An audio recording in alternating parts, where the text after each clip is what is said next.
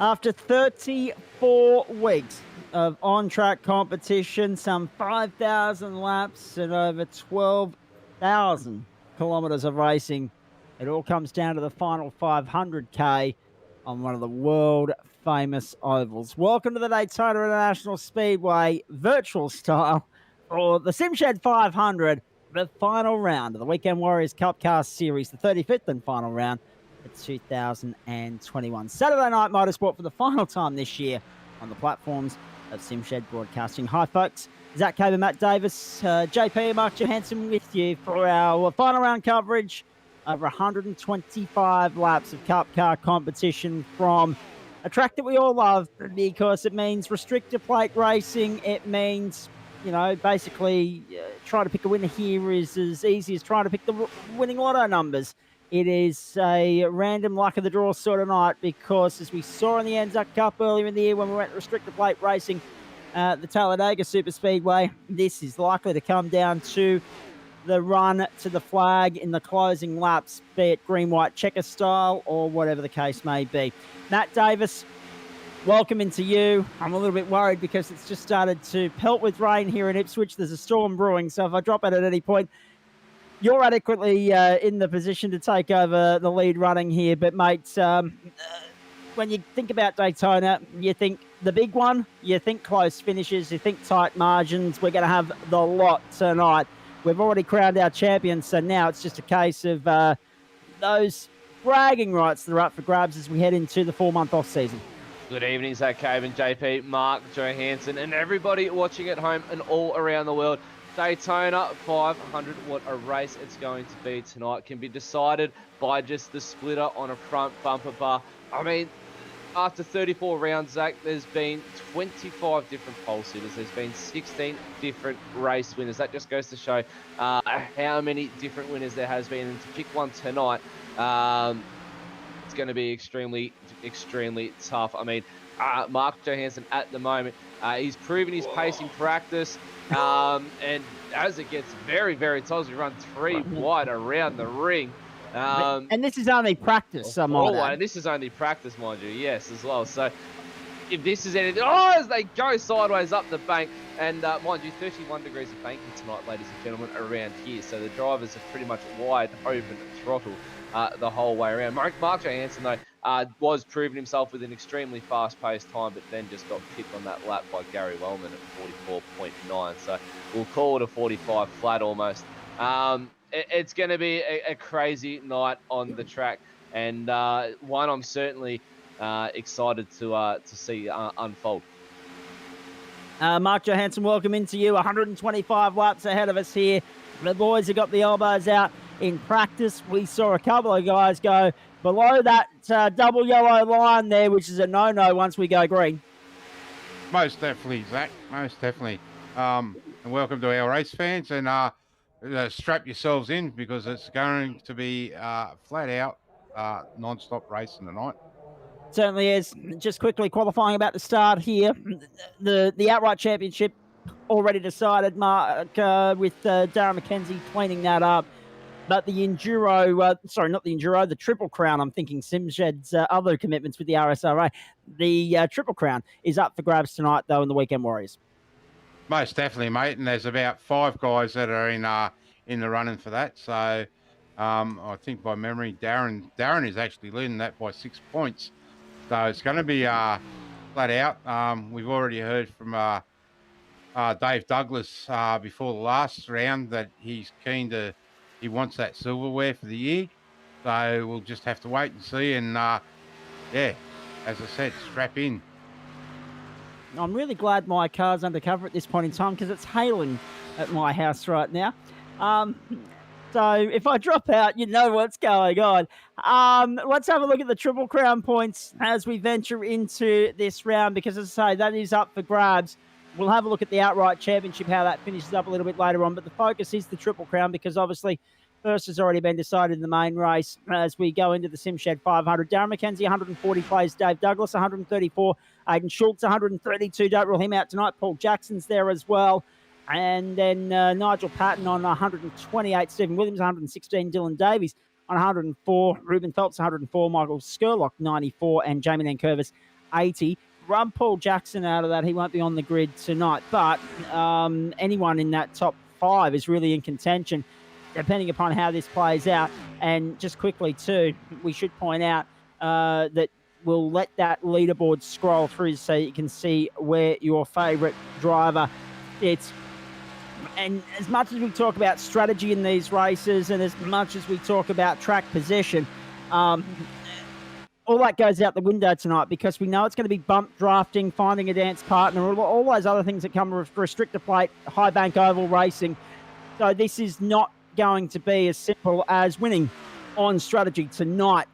It's going to be one of those things that won't be known until that very last lap, and that's why we love Daytona, isn't it, Mark? Most definitely.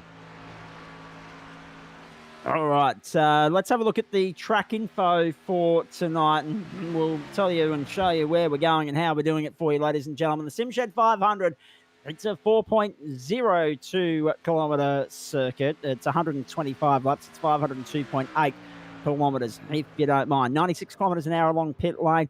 70.7 litre fuel restriction, 3 to 4 pit stops, fuel burn about 1.875 litres a lap, 37 laps to a tank here. If you can save a little bit along the way, you'll make it to 38. But what that means is they can do it on a little bit of fuel save strategy here. 37, 74, 111. They can do it on 3 stops and then a short burst to the flag. However, with cautions and the potential with 4 tyre sets waiting for them on, or 3 tyre sets waiting for them on pit lane, don't be surprised if they come in and grab a little bit of rubber and go off sequence and off strategy a little bit. There could be 4 pit stops at play, depending upon the cautions that we get tonight. And it's Daytona. We will get them. Don't worry about that. It's the 23rd of October. It's a daytime 500 as opposed to the late afternoon into the early evening 500s we've seen in recent times.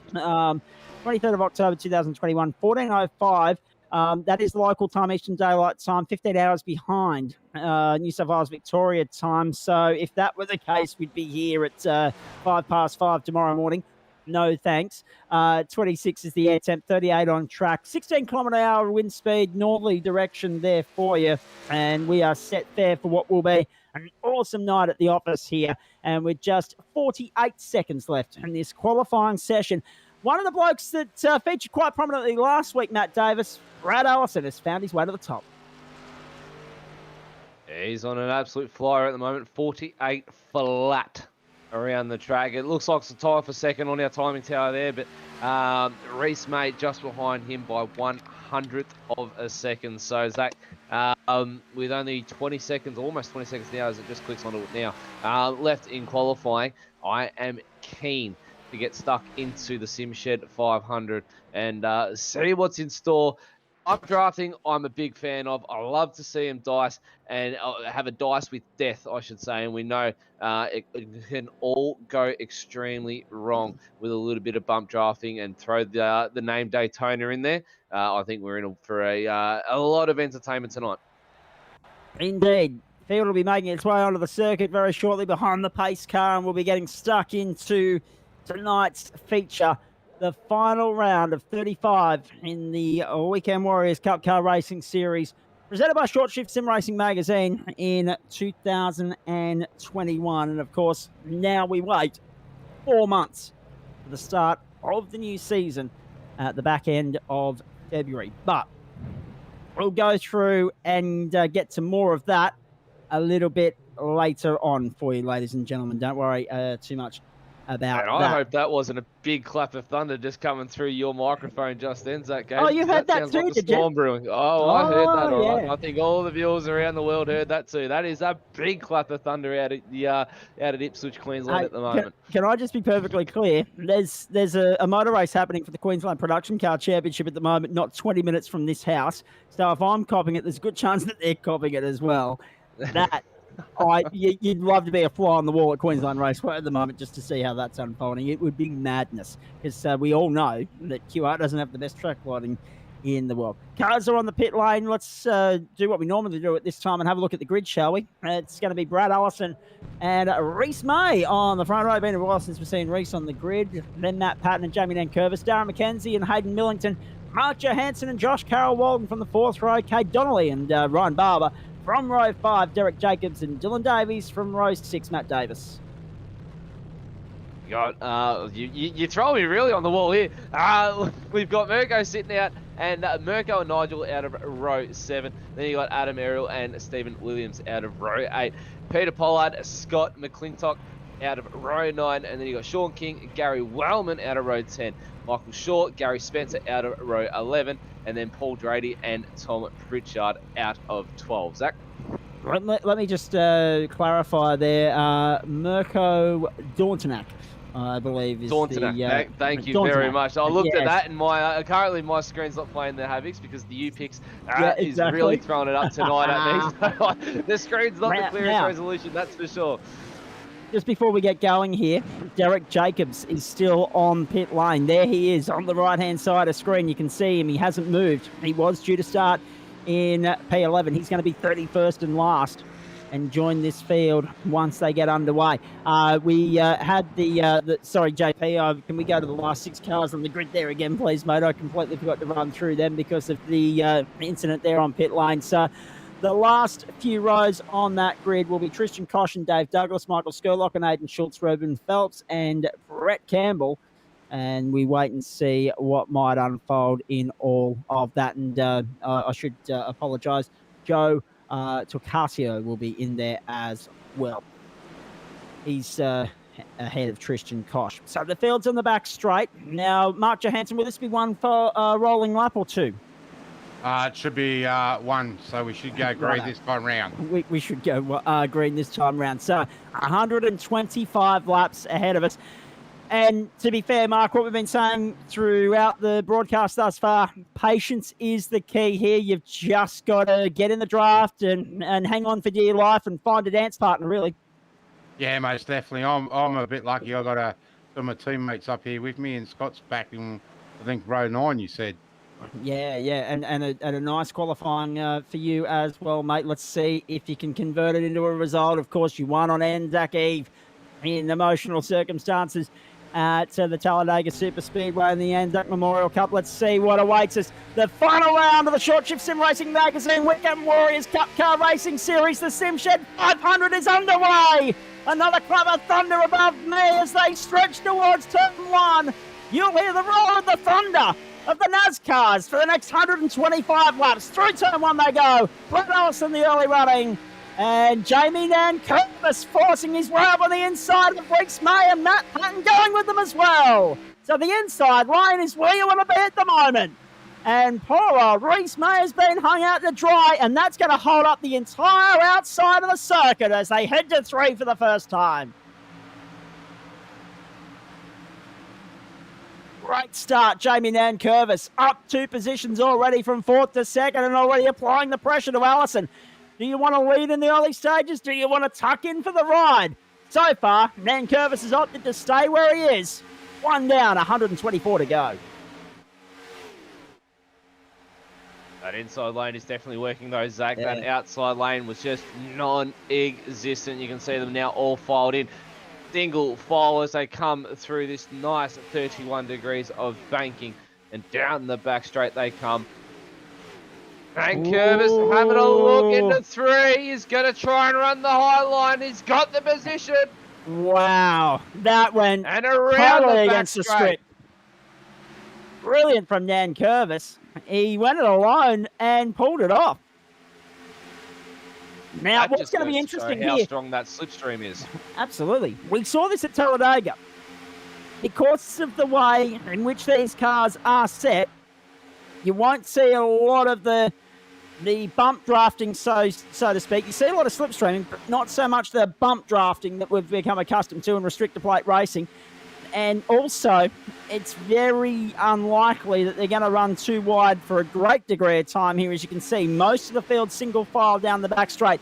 We saw this at Talladega. We're seeing it again in the early stages at Daytona. As soon as we get a caution and a chance to check in with Mark Johansson, we'll get clarification as to why that is. Could you imagine if we were 3 wide, 2 wide for the majority of the night? Don't get me wrong. Once we get to the business end here, there'll be someone brave enough to start a run on the outside and take a few for company. But at the moment, everyone seems content to sit where they are.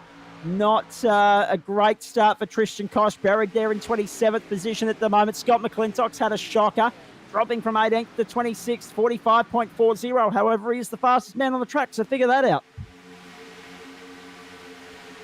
Damien Ankervis up 3 positions and leading early on that.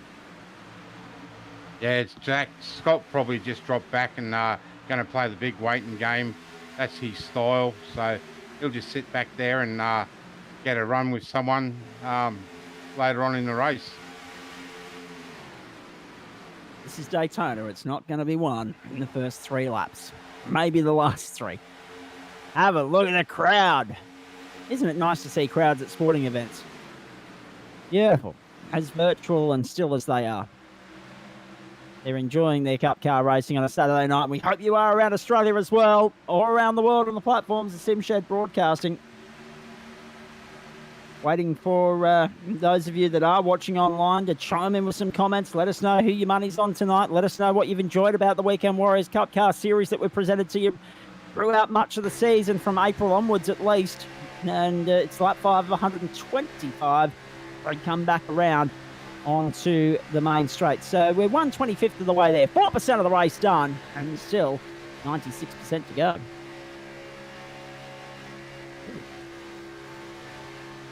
And Damien Ankervis, the leader. We're riding on board with Mark Johansson, getting perilously close to Darren McKenzie, the champion, who's after the Triple Crown. He'd love to do the double, wouldn't he? Riding down the back straight. Look at how close Johansson wants to get to Darren McKenzie. You're right on board with McKenzie, and Johansson's willing to push him along. To turn 3 they go. An opportune moment for us to ride on board with McKenzie. Look out the back at Johansson and maybe crank up the volume, I think. Let's have a ride on board with Mark Johansson around Daytona, because whilst NASCAR sound impressive at the best of times, at full tilt, they are something else. The 31 car strong pack making their way around the 2.5 miler.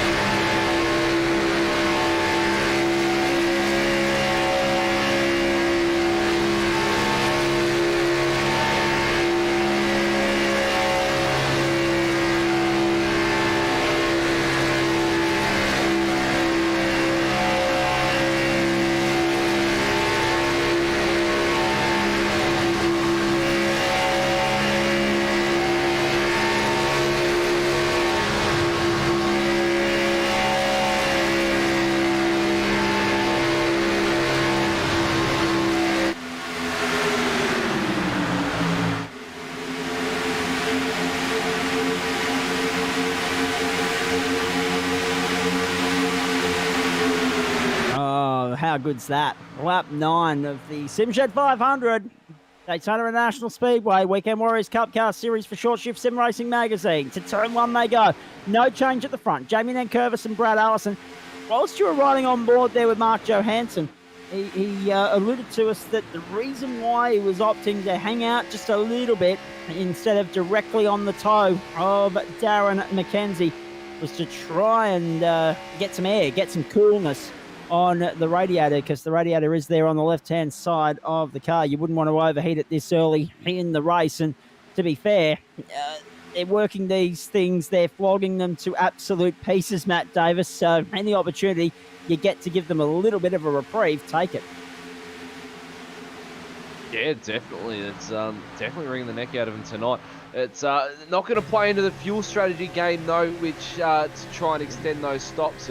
And hopefully we don't have to go under green flag pit stops, because it's going to really shuffle the field up then. But we love to see entertainment. So for our sake, a couple green flag stops would be entertaining. But for these guys, they'd be definitely trying to aim for or try and pit when the yellow flags do come out and that pace car decides to make its way out. Whoa! Jeez, that was a big moment. And that could have set off a chain reaction had that gone to pieces.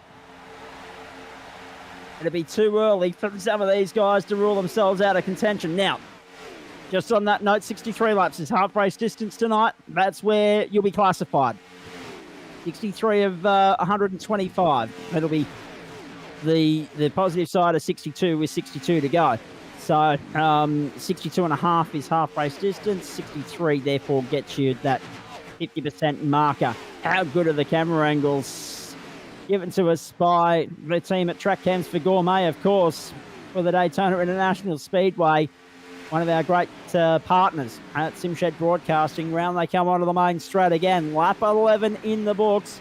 Now on to lap 12. Dan Curvis leading from the front. Allison content to sit in behind.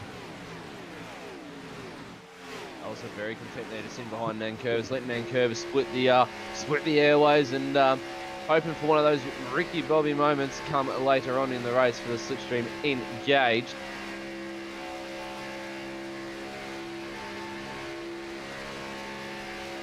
Single file precinct as that runs down the order as well. It's all red, so we know they're tucked up under each other at the moment, Zach.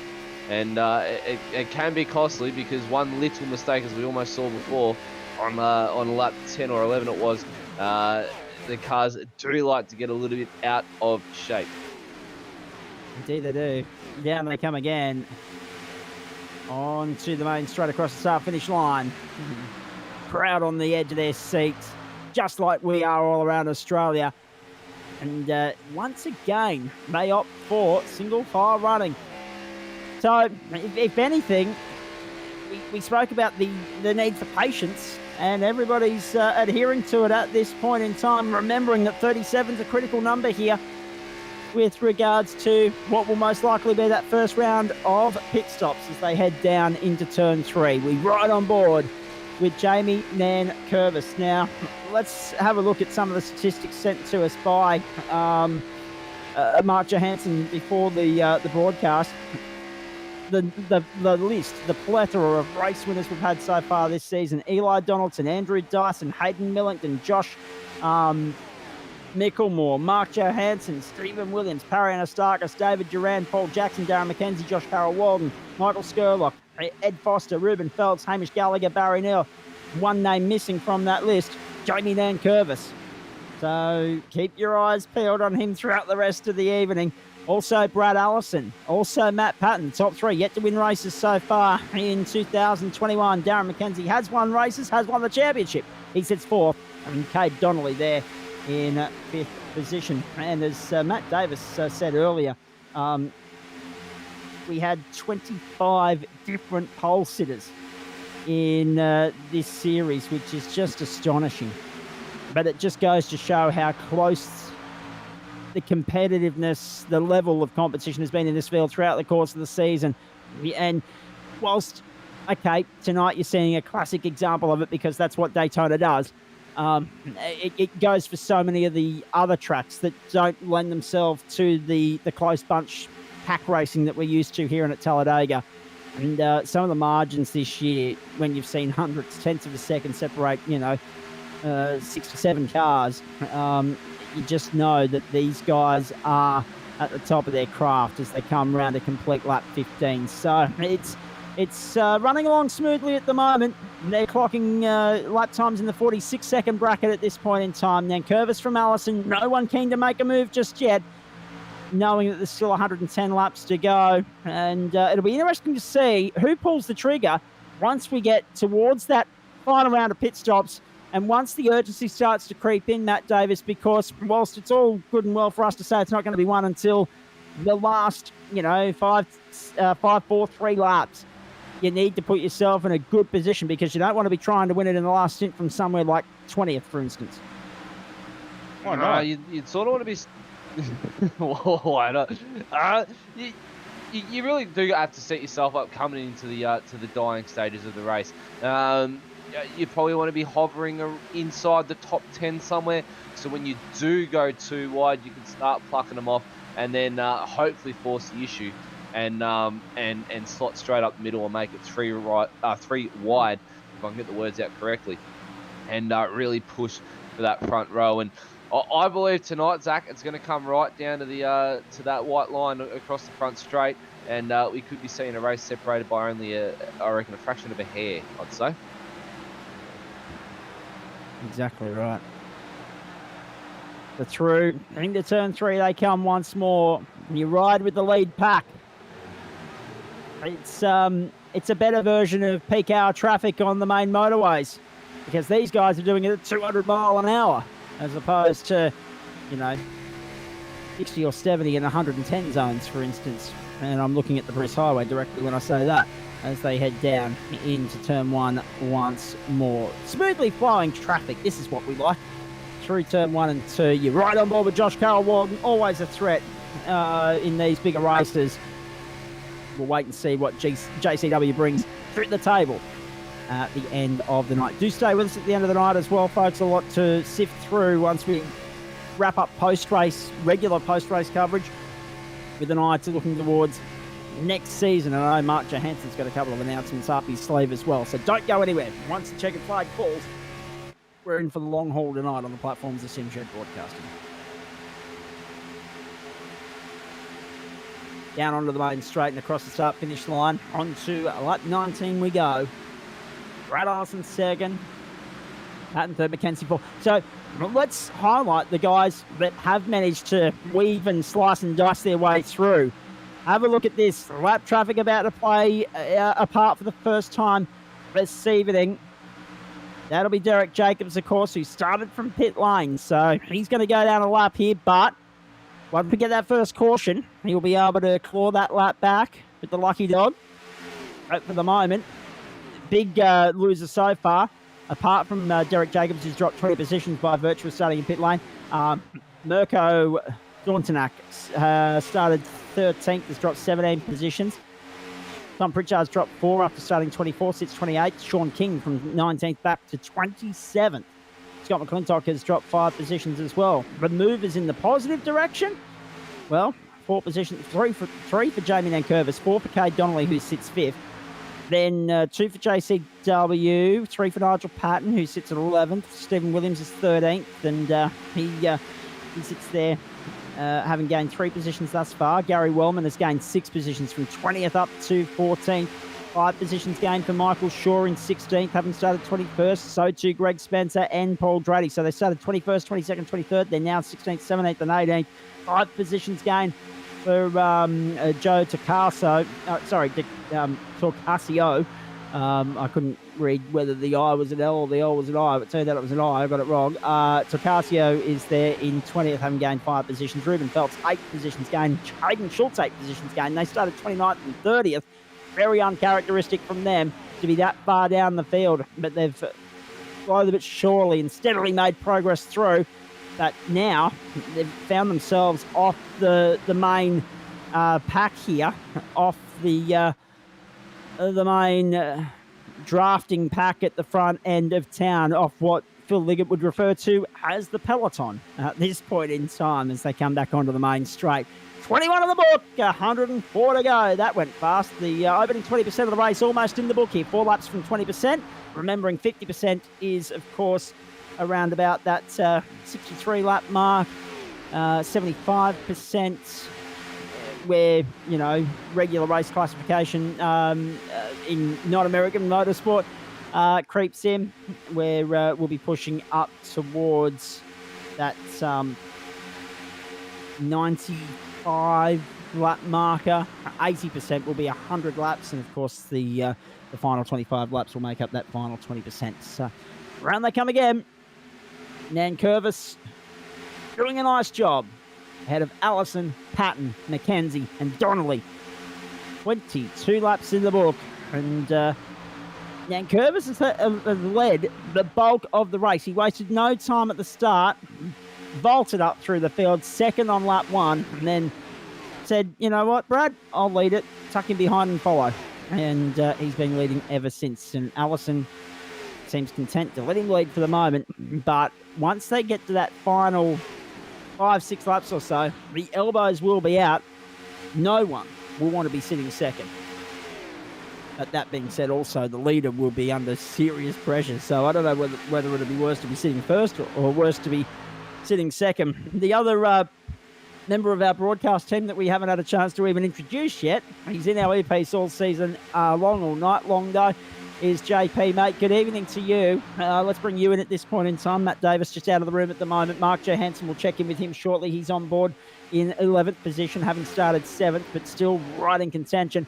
But JP, this is a processional opening and rather sedate opening, if I can use that word. We haven't had any real hiccups yet that have led to any sort of drama, and we've gone caution-free for the first 20% of the race. Yeah, good evening, Zach, and good evening to all the viewers watching the broadcast. I'd probably call it more of an intelligent opening. The guys know that this is a 125-lap race. This is probably the big one, the Daytona race. This is their, I guess, NASCAR's equivalent to the Bathurst 1000, for want of a better word. These guys want to finish the race, so they're setting themselves up at this stage. So no need to go pushing too hard. I'd say after the second round of stops, we're going to see the elbows start coming out, and we're going to see some hard charging going on. Indeed. And intelligence probably a good way of looking at it, because, I mean, you look at the real world NASCAR Daytona 500, too often you see 6 or 7 cars rubbed out in the first 20 laps of a 200 lapper because someone gets sideways, tailing, someone gets turned around, and the pack is, well, bigger than what we've currently got on our screen, and it's normally 2 or 3 wide. Such is the setup of those cars for the restrictor plate races, that as soon as one car goes sideways, it's all in, because you've just got nowhere to go, and so many innocent bystanders get caught up. Hopefully, so far, so good for these guys. We expect a big one. We know there will be one because, again, as JP says, everyone wants to win this race. It is Daytona after all, and it is the last one of the season, even though the championship is done, the Triple Crown still up for grabs. And there's 4 months worth of bragging rights that goes with this win, because there's no next week. It's next year before these guys will be duking it out again on a Saturday night once more. Back to the main straight they come, and lap 26 in the books. We're about 11 laps away from that pit window, ladies and gentlemen. So, but here's the thing. 37 and 37 gets you to 74, and another 37 on top of that is 111. So count back from 125, come back 37. 88 is the critical lap in which you get fuel and get home. But as we so often see, if there's a late caution somewhere between, like 110, 115, everyone's in. They do their best to save a set of tyres. Interesting to note as well, Mark Johansson, Matt Davis, as we welcome you back into the commentary position, and thanks to JP, we'll hear from him a little bit later on. The tyre allocation last week was 4 sets. This week, it's 3. The race is longer, but the boys are going to have to work hard, because it's the set they start on and only 8 tyres waiting for them in the pit lane. Yeah, it's definitely going to test the boys tonight. It's especially coming through in the draft. The cars are going to be wanting to push a little bit. A little bit of aero wash going to be happening unless they can get these car setups absolutely spot on. But it's still not going to eliminate all aero wash. The cars are wanting to drift up the banking a little bit. And that's going to really hurt those outside tyres. So whether they just opt to take the outside tyres in their first stop, I mean, they can chop and change. They can take fronts, they can take rears, they can take lefts, rights. They can really just throw in the mix of how many tyres they want to be using throughout the race tonight. And it's all going to come down. I mean, we always see we saw it last week as the race came to a close. The longer it went, the more safety cars there were. So as the fatigue starts to really play in. And when you're wide open throttle, you're staring at the back bumper of whether it be a Toyota or a Ford or a Chevy, and you're staring at that for 125 laps. It's almost you go into autopilot, and then that's when things decide to go wrong, where you lose your lack of concentration. So the boys are really going to be wanting to stay alert tonight. there's a lot going on when you're bump drafting. The car moves around a lot more, and you guys can see that on screens, how they're ducking and weaving just a little bit as they come through the banking. They're really going to be wanting to strategize these tyres so they can make the most out of it and save just a little bit of tyre life for that late safety car, which 9 times out of 10, being Daytona, it is going to come out. We're just waiting for it. It's a matter of when, not if. Round they go again. How good's the start of this race been in terms of the cleanliness, in terms of the speed?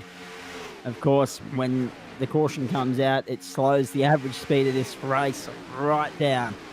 And already, like when you think of 125 laps, you think, you know, a good 90 to 100 minutes, no change. And that's before you consider cautions and the potential for green-white checker at the end of the night, which we saw, of course, when we got to Talladega back in April. Can you believe that was 6 months ago tomorrow, Anzac Eve? So it's hard to believe that we're already at the end of the season, but these guys have been very busy.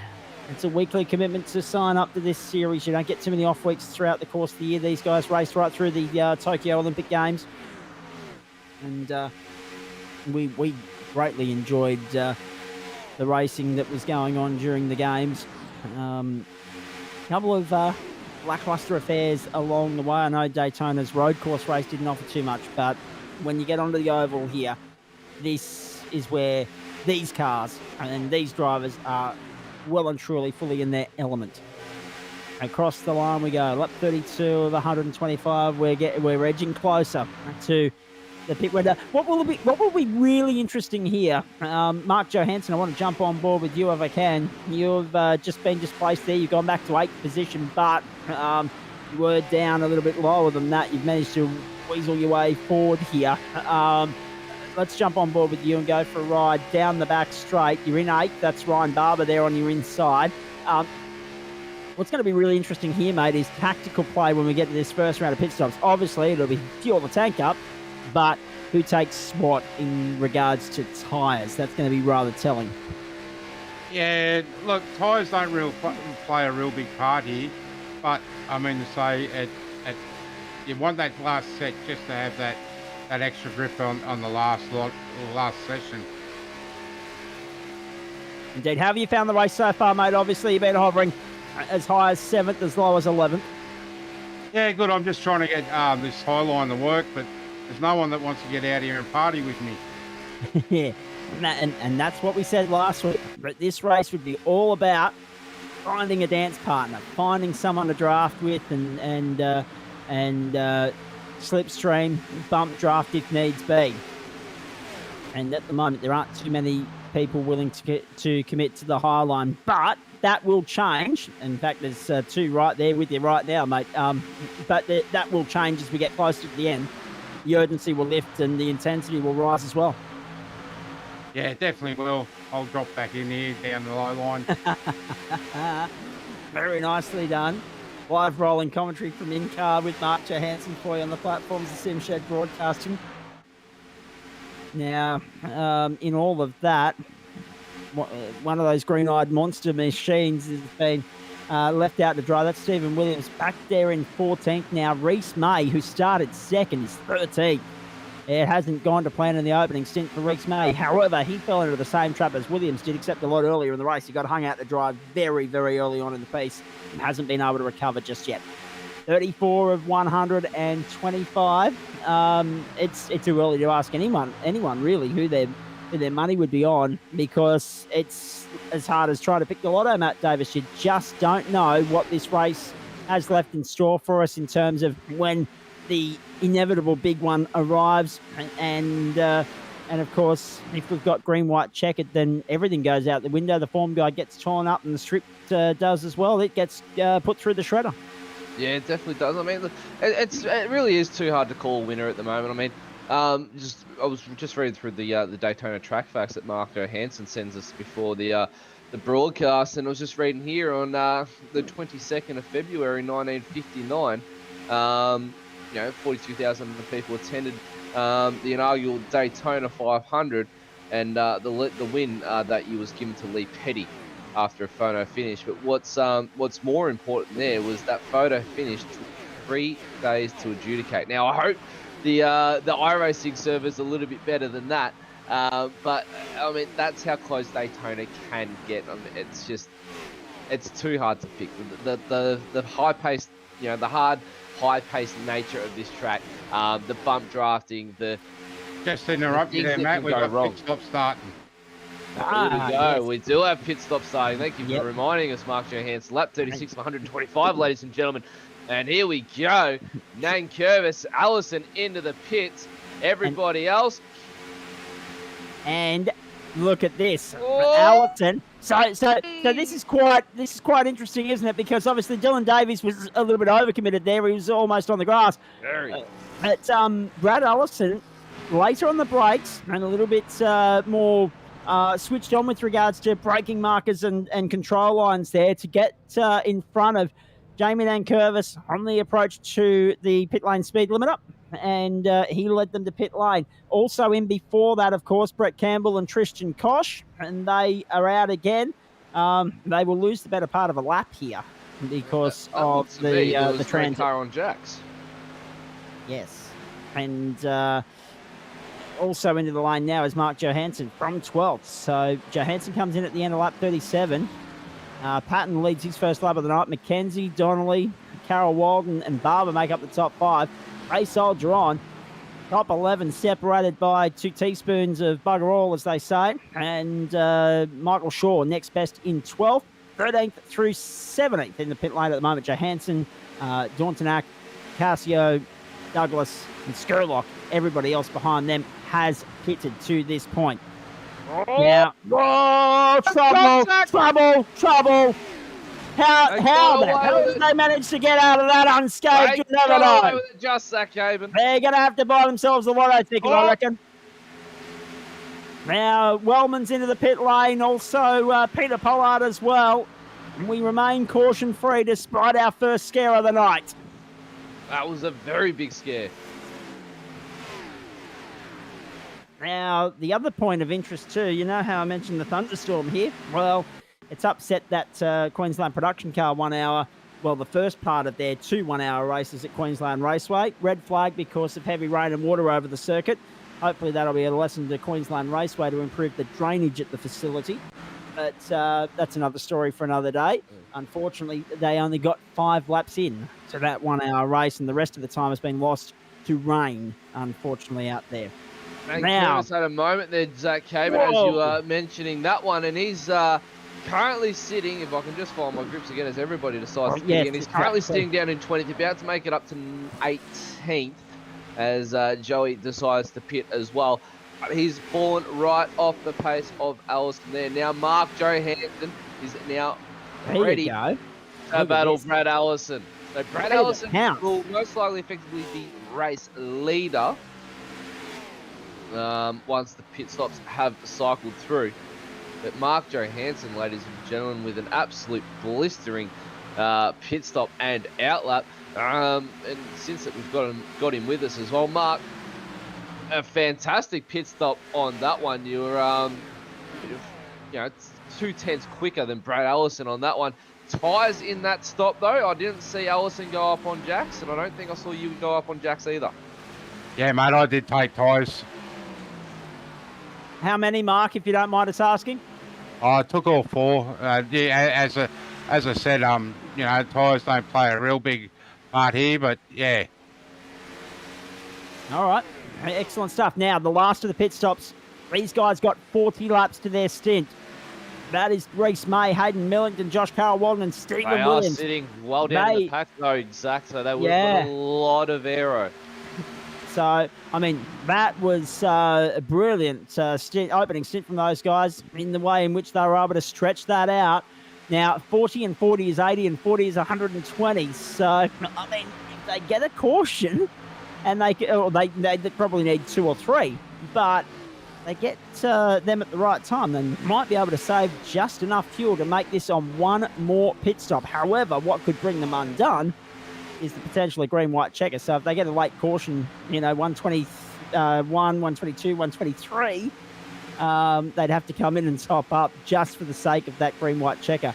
And that is the furthest thing from their mind at the moment. We're still 80-odd laps away, but it'd be something that they would hate to have happen to them.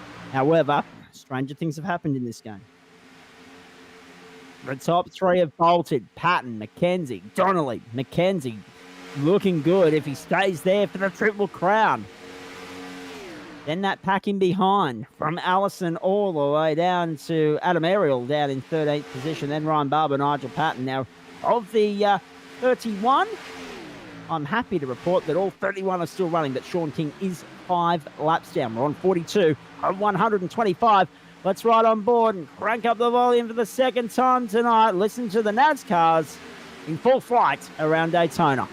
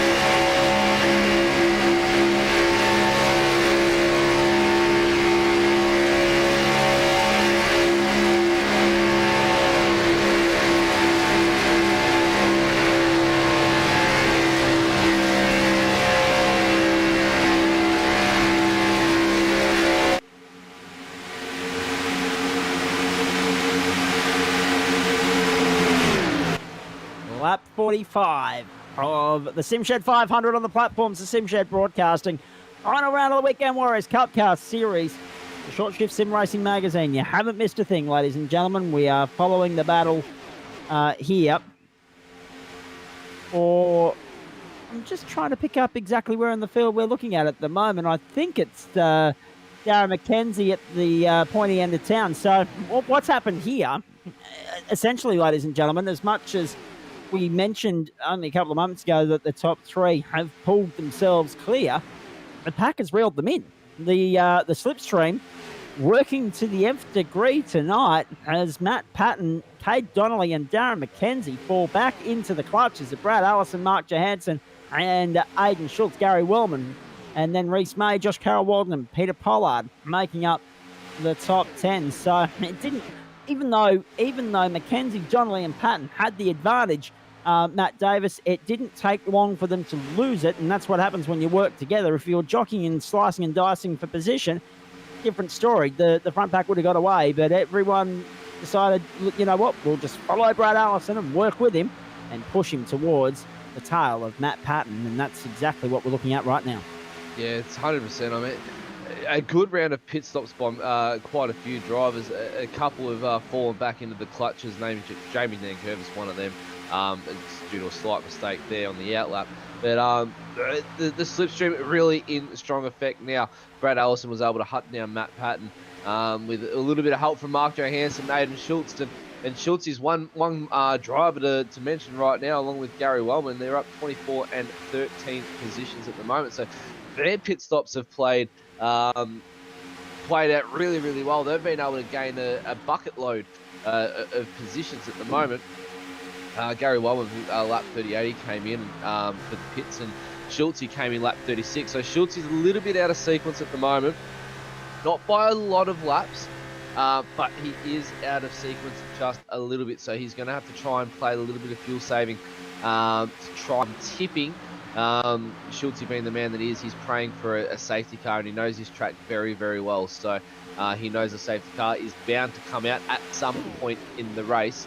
And it shouldn't be too long now before we start seeing that high line or that middle lane start to get worked a little bit, and maybe even see a driver venture out into the top lane and try and work that for a little bit later on when we go 3 wide. But you can see back to Nigel Patton then just off the back of Stephen Williams off this front battle pack now. A 5-second stretch back to Nigel Patton and Ryan Barber, and Scott McClintock in pursuit of this lead pack.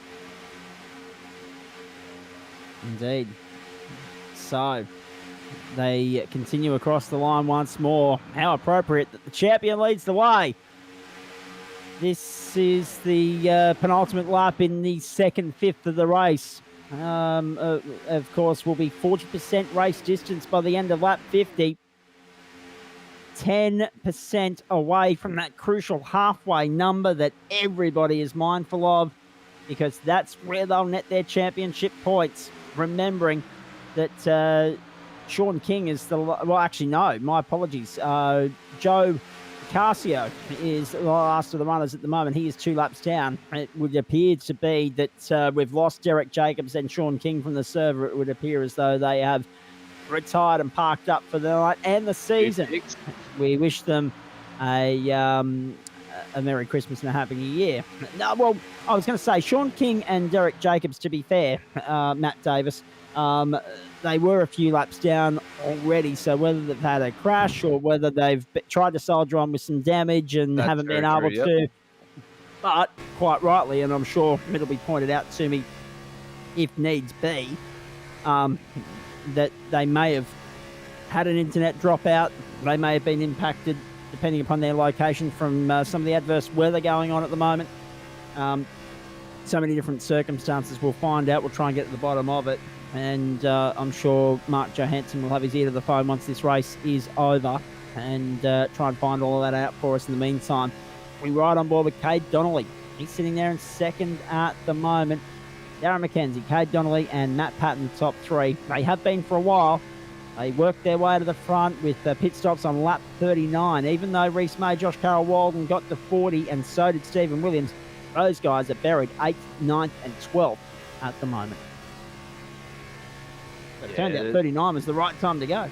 It definitely was 39 was the right time to go. Mackenzie Donnelly, Patton, call out the top 10 as well. Zach Kamen, Brad Allison, Mark Johansson sitting comfortably in 5th position there. Aiden Schultz, Gary Wellman with a fantastic drive so far. After their pit stop. Reese Mate, JCW, and Peter Pollard rounding out your top 10 there, ladies and gentlemen. And Adam Errol hot in pursuit to get inside that top 10 now. As you see, the pit stop strategy board come up on the side of your screen there, ladies and gentlemen, and you get to see where the positions have been gained and all the different times that the drivers have done. What lap, sorry, my apologies. And I believe the fastest pit stopper tonight would have been Aiden Schultz at the 14.3 second mark. No, my apologies. It is Dave Douglas and Ruben Phelps are the 2 quickest pit stoppers tonight. They're both 13 or 14 seconds apiece on the dot. And that's a very, very short fuel stop for these drivers as well, ladies and gentlemen. And it's going to be one to look out for at the end of the race come the key lap here, which I believe Zach said was 88.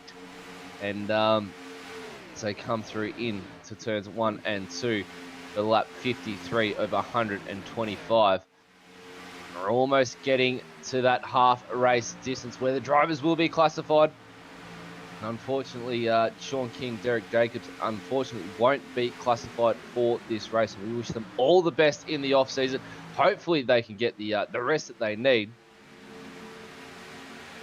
As we start to see Cade Donnelly start to close up, and Mackenzie and Donnelly at the moment skipping away from Matt Patton. They haven't gotten out of the slipstream as of such. They haven't pulled away enough to make it worthwhile.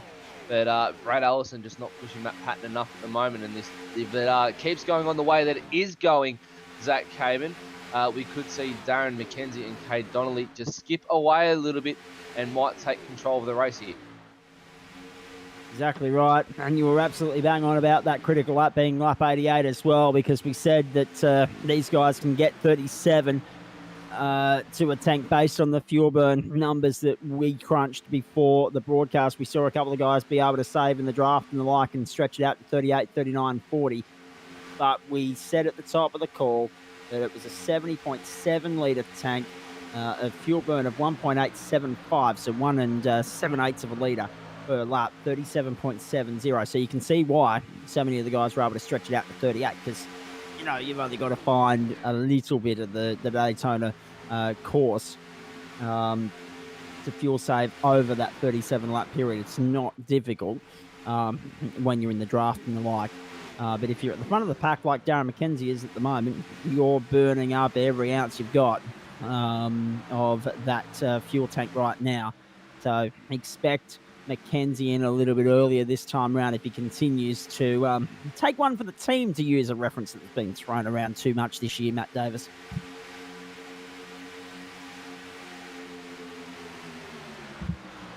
Across the line we go. Lap 56 of 125. You're right on board with Cade Donnelly pushing McKenzie all the way. One slip up, and it could be curtains for both of them, quite frankly. You wouldn't want to be the sitting duck in this pack. You wouldn't. See, this is the problem with Daytona, because everyone is so close. When the big one eventually arrives, we end up with some poor bystanders ending up as collateral. Innocent bystanders getting cleaned up through no fault of their own. But that's why the spectators that pack the grandstands, the people that tune in on TV, the internet, etc. and so forth, Matt Davis, that's why they tune in, because inevitably you are going to see a big one, and it is going to look spectacular. And the good thing about it, in the sim world, everyone walks away scot-free.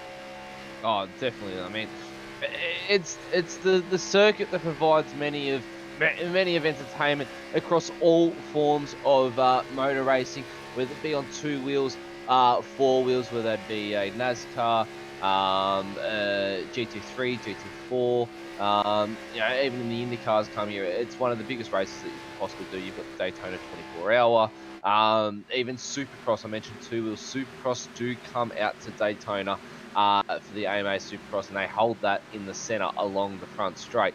And what a race that one is for the 2 wheels. Then you've got the IndyCar. I mean, there's no better track, I'd say, to hold 7 to have 7 different track layouts and to hold so much racing amongst it.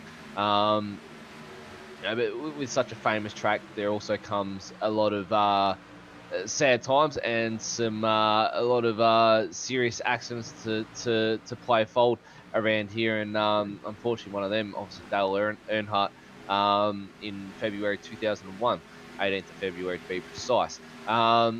It's one of the toughest tracks out there, I must say. It's you're pushing not only your NASCAR, but you're pushing your GT3, your GT4, whether you be racing the 24-hour around here. You're pushing that to the absolute limit, whether it be for 125 laps tonight, or the 200 plus laps for an actual Daytona 500, or the you're doing the 24-hour. You're pushing your vehicle or your bike to its absolute limits, and you never know what's going to happen. One little slip up, there might be a car might have the slightest of oil leaks and just drop one drop of oil, and at speeds of up to 300 kilometers an hour, plus once you're in the slipstream as well, it exceeds all that. One slip up, it's a concrete barrier on the outside. Yes, there are catch fences, but the concrete barriers are not forgiving. Then you've got the infield that you've got to contend with and trying to pull a car up there. We've seen a lot of saves on the NASCAR highlights throughout Facebook. In the real world, a little bit harder in the sim world to save a car. But luckily enough for us, it's in the sim world, as that came, and it's a little bit less forgiving. You can crash the car, you can send it off to the pits and tell the team boss, hey mate, wreck your car, press the reset button, and away we go racing next week. Yeah, I think that means it's a little bit more forgiving, does it not? Sorry, yes, more forgiving. My apologies. Yeah. I know, I knew what you meant. Yeah. Don't, it's been a long week for me, mate. Yeah. I'm currently transitioning out of night shifts. You've had the day shifts calling calling up in Exactly. Queensland. I've had the week of night shifts, and coming back to work after a month off. It's really actually wreaked havoc with the brain cells at the moment. So we'll get there eventually.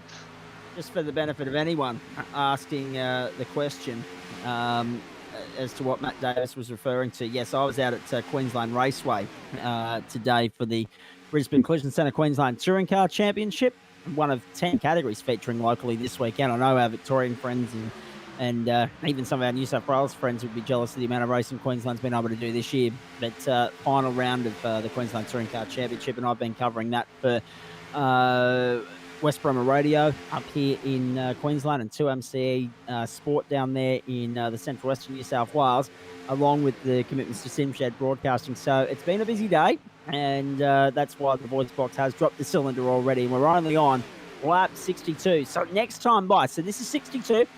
Next time by will be the 63rd lap, and therefore we hit 50%, and everyone that hits 63 will be classified tonight.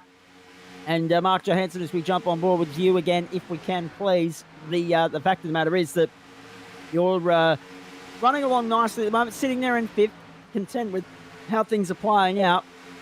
And you must be delighted with the cleanliness of the race thus far. 26 drivers still on the lead lap here. Not all in the lead pack at the moment, as caution will fix that, of course. We've got a couple of guys a lap down. Joe Tacasio is 2 laps down, but still 29 of the 31 starters out there and circulating, mate. It's a good result to this point. Yeah, most definitely is, Zach. Everyone's really wanting to finish this race, so it's been a great race so far. I've just been reliably informed that they're looking for a 2021 equivalent of Noah's Ark out at Queensland Raceway at the moment. The drainage out there terrible to the point where they've got water logging through the lane. So if you're going there tomorrow, take your gumboots for Christ's sake. Across the line we go, and we are watching this race reach halfway. So 63 in the book, 62 to go, and the top 26 cars will be classified as they cross the strike this time by. The lead pack is 16 cars. Ruben Phelps has got Dave Douglas, Michael Shaw, Michael Skurlock, and Mirka Dorntanak for company, and also Ryan Barber in the next group, 17th through 22nd. And then it's a big gap back to Peter Pollard, running around lonesome at the moment. Greg Spencer, Dylan Davies, and Paul Grady are in a little pack for 24th, 25th, and 26th as well. But they have only just crossed the line to complete lap 63 that time round. Only about 4 or 5 seconds up the road from these guys. So they could be lapped in traffic in the next short while.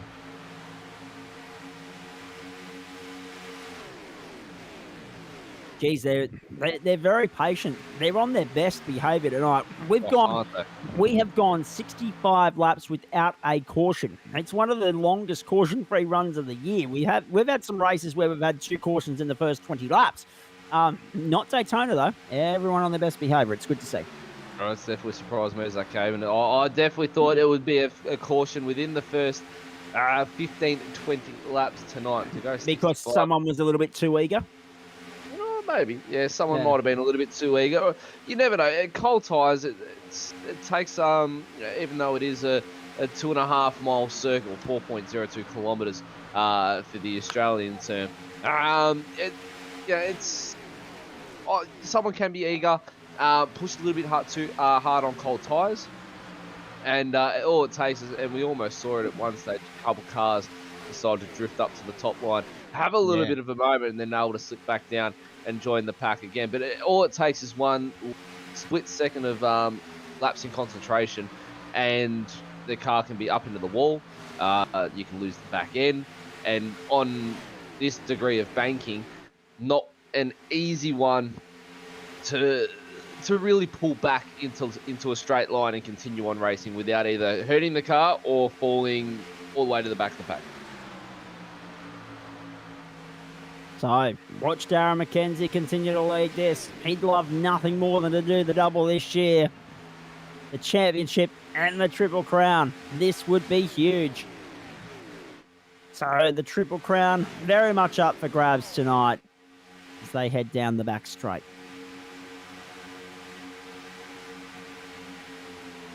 And I know Aidan Schultz is streaming on his personal Facebook and his team Facebook page at the moment. He said, can we get the Triple Crown? He's very much in contention. And one of the most extraordinary parts or aspects of this race has been the progression of Aidan Schultz. I know Matt Davis mentioned it earlier, that he has moved up from 30th to 6th, and he's done it in a 67-lap green flag run. So this guy is hooked up and ready to give it a crack at the business end of the night. However, the key for Schultz will be when the elbows come out, he needs to keep his guard up and keep it on the black stuff and keep it safe. Too many times this season, he's scraped the wall or got into drama when he's last week, Michigan case in point. He got into trouble there. Let's wait and see if Schultz can keep it clean and have a crack this time round, or whether luck's not on his side. He's having a good run thus far, but that's the thing, isn't it?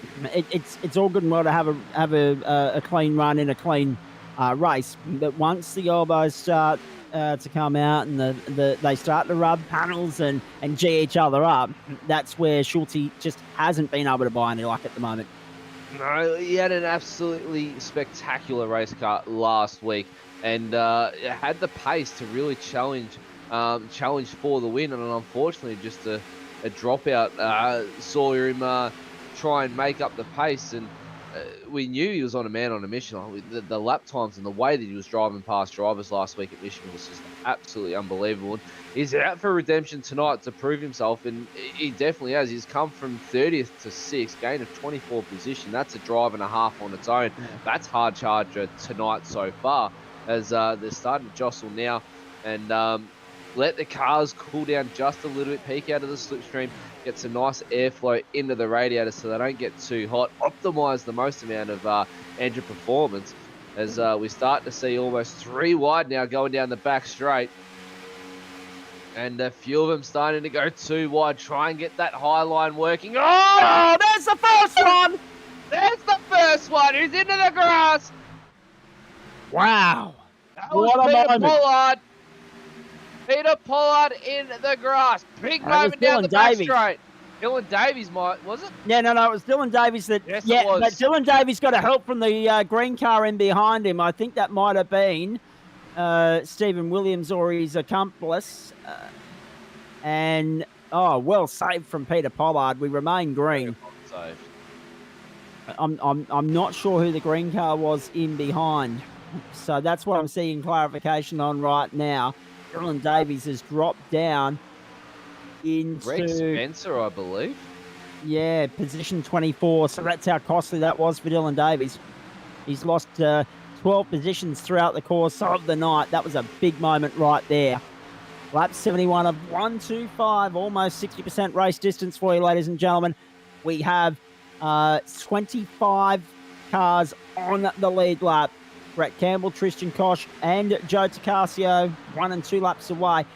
And good news is that they have managed to get themselves classified. Peter Pollard is parked up for the night and done by the looks of that on my server as well, on my timing screen at 67 laps. He will get classified, 29 classified, but it looks like Peter Pollard's an early retirement as well. The attrition rate has been in the form of not the way we would have expected. The attrition rate has come from drivers quietly making their exit from the server rather than spectacularly. Although Peter Pollard, it was very much a heart and mouth moment, but it didn't trigger a caution. We have got through nearly 60% of this race without a caution. However, I'm willing to hedge a bet that we will see one before the end of the night. All commentators curse that, Kevin. You never know what's going to happen come the end of the race. Mark Johansson, mate, we'll right on board with you quickly for a moment. Still sitting there down in 5th, not making too many moves on Brad Allison here, not giving him the hurry along. Quite comfortable sitting down there in 5th, I'll take it. Yeah, mate. Yeah, as I said, Brad's Brad and I have worked together over a lot of races and a lot of leagues. So just happy to sit here and follow the leader. And as we go past pit lane, a heap of guys have just gone in to take their second stop. So the second round of stops are starting to happen. Mate, we see you just sticking the left side of the car out there coming through the across the start-finish line. Is that going to affect your slipstream there? Is it a bit of a tactical play and giving Allison a little bit of a nose in the mirror? Yeah, a little bit of, hey, I'm here, so if you stuff up, I'm coming down there. But it's also just to keep the engine cool. Like running close like this, the temperatures will get up over 200. So just keep it cool so we don't cook a motor, so we can make sure we get to the end of this race.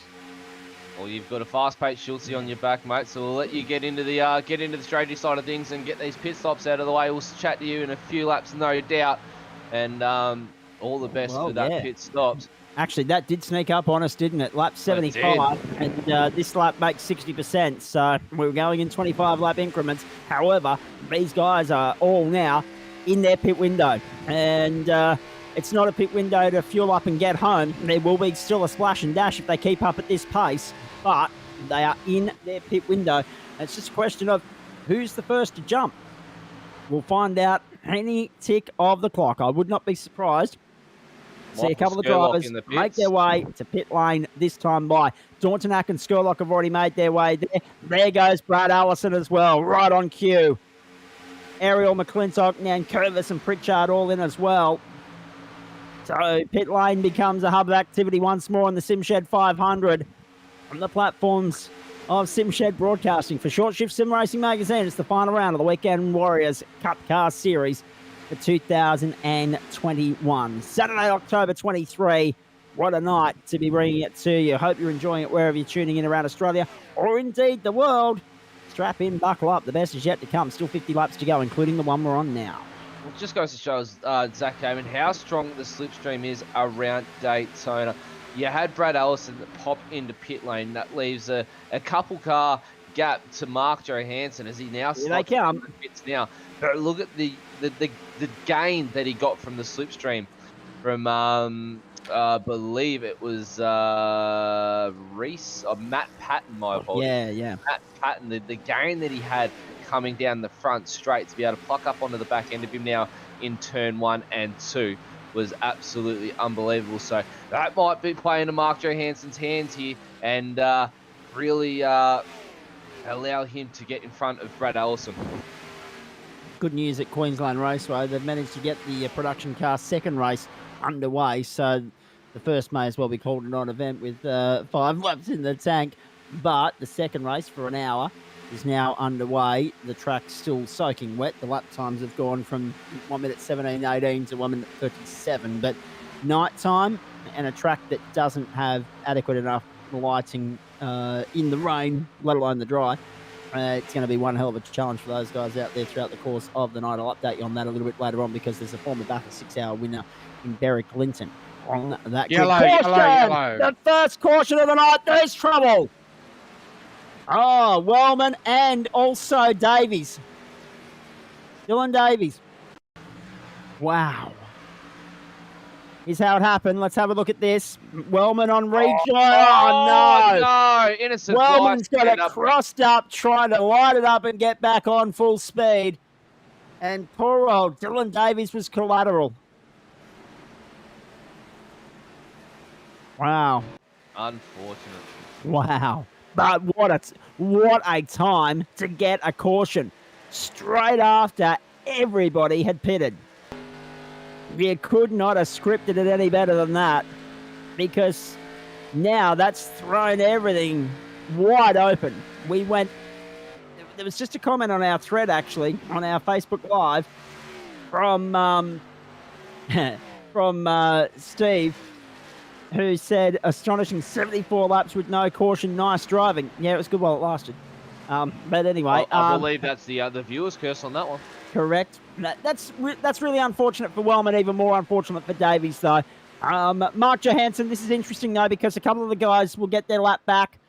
We'll have quite a few guys on the lead lap here, and the order's received one hell of a shake-up, although the problem is Michael Shaw, Stephen Williams, Josh Carroll Walden and Reese May, they may as well consider themselves going to the end of the line because they have not pitted yet. Would they be tempted to pit now, take the sacrifice, they'll end up getting punted back to the rear, and then hoping for another caution so that they can fuel save and maybe make it to the end on this last stop? That would be interesting, wouldn't it? Yeah, definitely. I'm even tossing about just topping up that little bit. So yeah, it's a bit of a hard one to choose. Well, you just cannot write scripts like this. So Michael Shaw's in the lane, May, Carroll Walden and Williams in as well. That was, not the way you want to see the first caution of the night. Just a routine track rejoin going horribly wrong. And I mentioned it not 10 minutes ago. Innocent bystanders and the potential of them getting caught up in someone else's garbage, and it's happened again. Oh, got to feel for Dylan Davies. That's Daytona. It certainly is. However, you know what they say, Mark? Safety cars breed safety cars. 2x2 double file rolling restart set to ignite here very shortly. We're on lap 80, so it's going to be 45 to go next time by the line. All bets are off. We're about to get down to real serious business, and I wouldn't be surprised if we see one, maybe two more cautions from here. Yeah, definitely, mate. It's a big ask. We'll see what happens. See if everyone can keep a level head.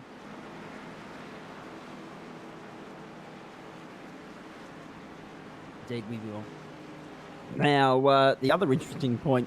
I was talking earlier, and I don't mind doing this because it's real world stuff and it's state level stuff. We have some Queensland viewers.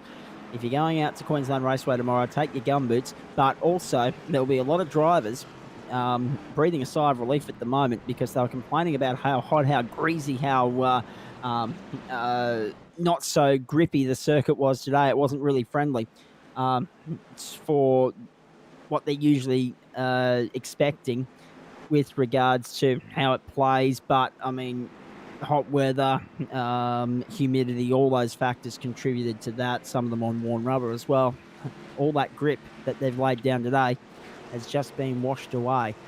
Tomorrow, I tell you what, it's going to throw the cat amongst the pigeons. On-track action from 8 a.m. local time. And I stress local time because, again, it's the summer of 1909-10 in these parts, not the summer of 2021 and 22. So that's all right.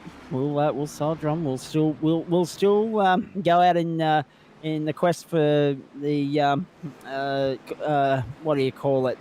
The conformity of common sense. But I'm not holding my breath on that one anytime soon, Matt Davis. Righto, Reese May's going to bring him back to green. Darren McKenzie's there alongside Cade Donnelly, Stephen Williams. So all bets are off now, mate. Aidan Schultz is sitting sixth, so exactly where he was not 10 minutes ago. He's a real dark horse here. Oh, he's a dark horse. He's managed to pit Brad Allison and Mark Johansson on that pit stop. And this is definitely going to be an interesting race start. A two-file restart. Most of them will have fresh tyres. I'm going to take it. And I believe, I'm not going to call it now, but I believe there may be another safety car just around the corner in a blink of an eye, Zach Caven. I reckon come close to I don't think we're too far away at all. Lap 85, I'm going to say. Between 85 and 90, we're going to have another yellow, I'd say. Lights out of the safety car, my friend. It's about the pedal in the pit lane. There it goes. Whooshka. The field in the hands of Reese May for the first time tonight. He's going to bring him back to green. And by gee, I tell you what, there was a quick mover up there on the outside. I wouldn't be surprised if we got done for a jump start. They're back underway on the Daytona International Speedway, the World Centre of Racing. And Darren McKenzie straight up the outside with Stephen Williams. Down on the low line, Reese May. Cade Donnelly will tuck into the draft and push with him for the moment. And look at Aidan Schultz up there on the high line as well.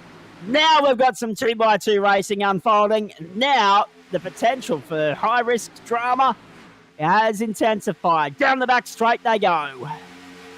Great restart from Darren McKenzie, converted beautifully, and Stephen Williams went through with him.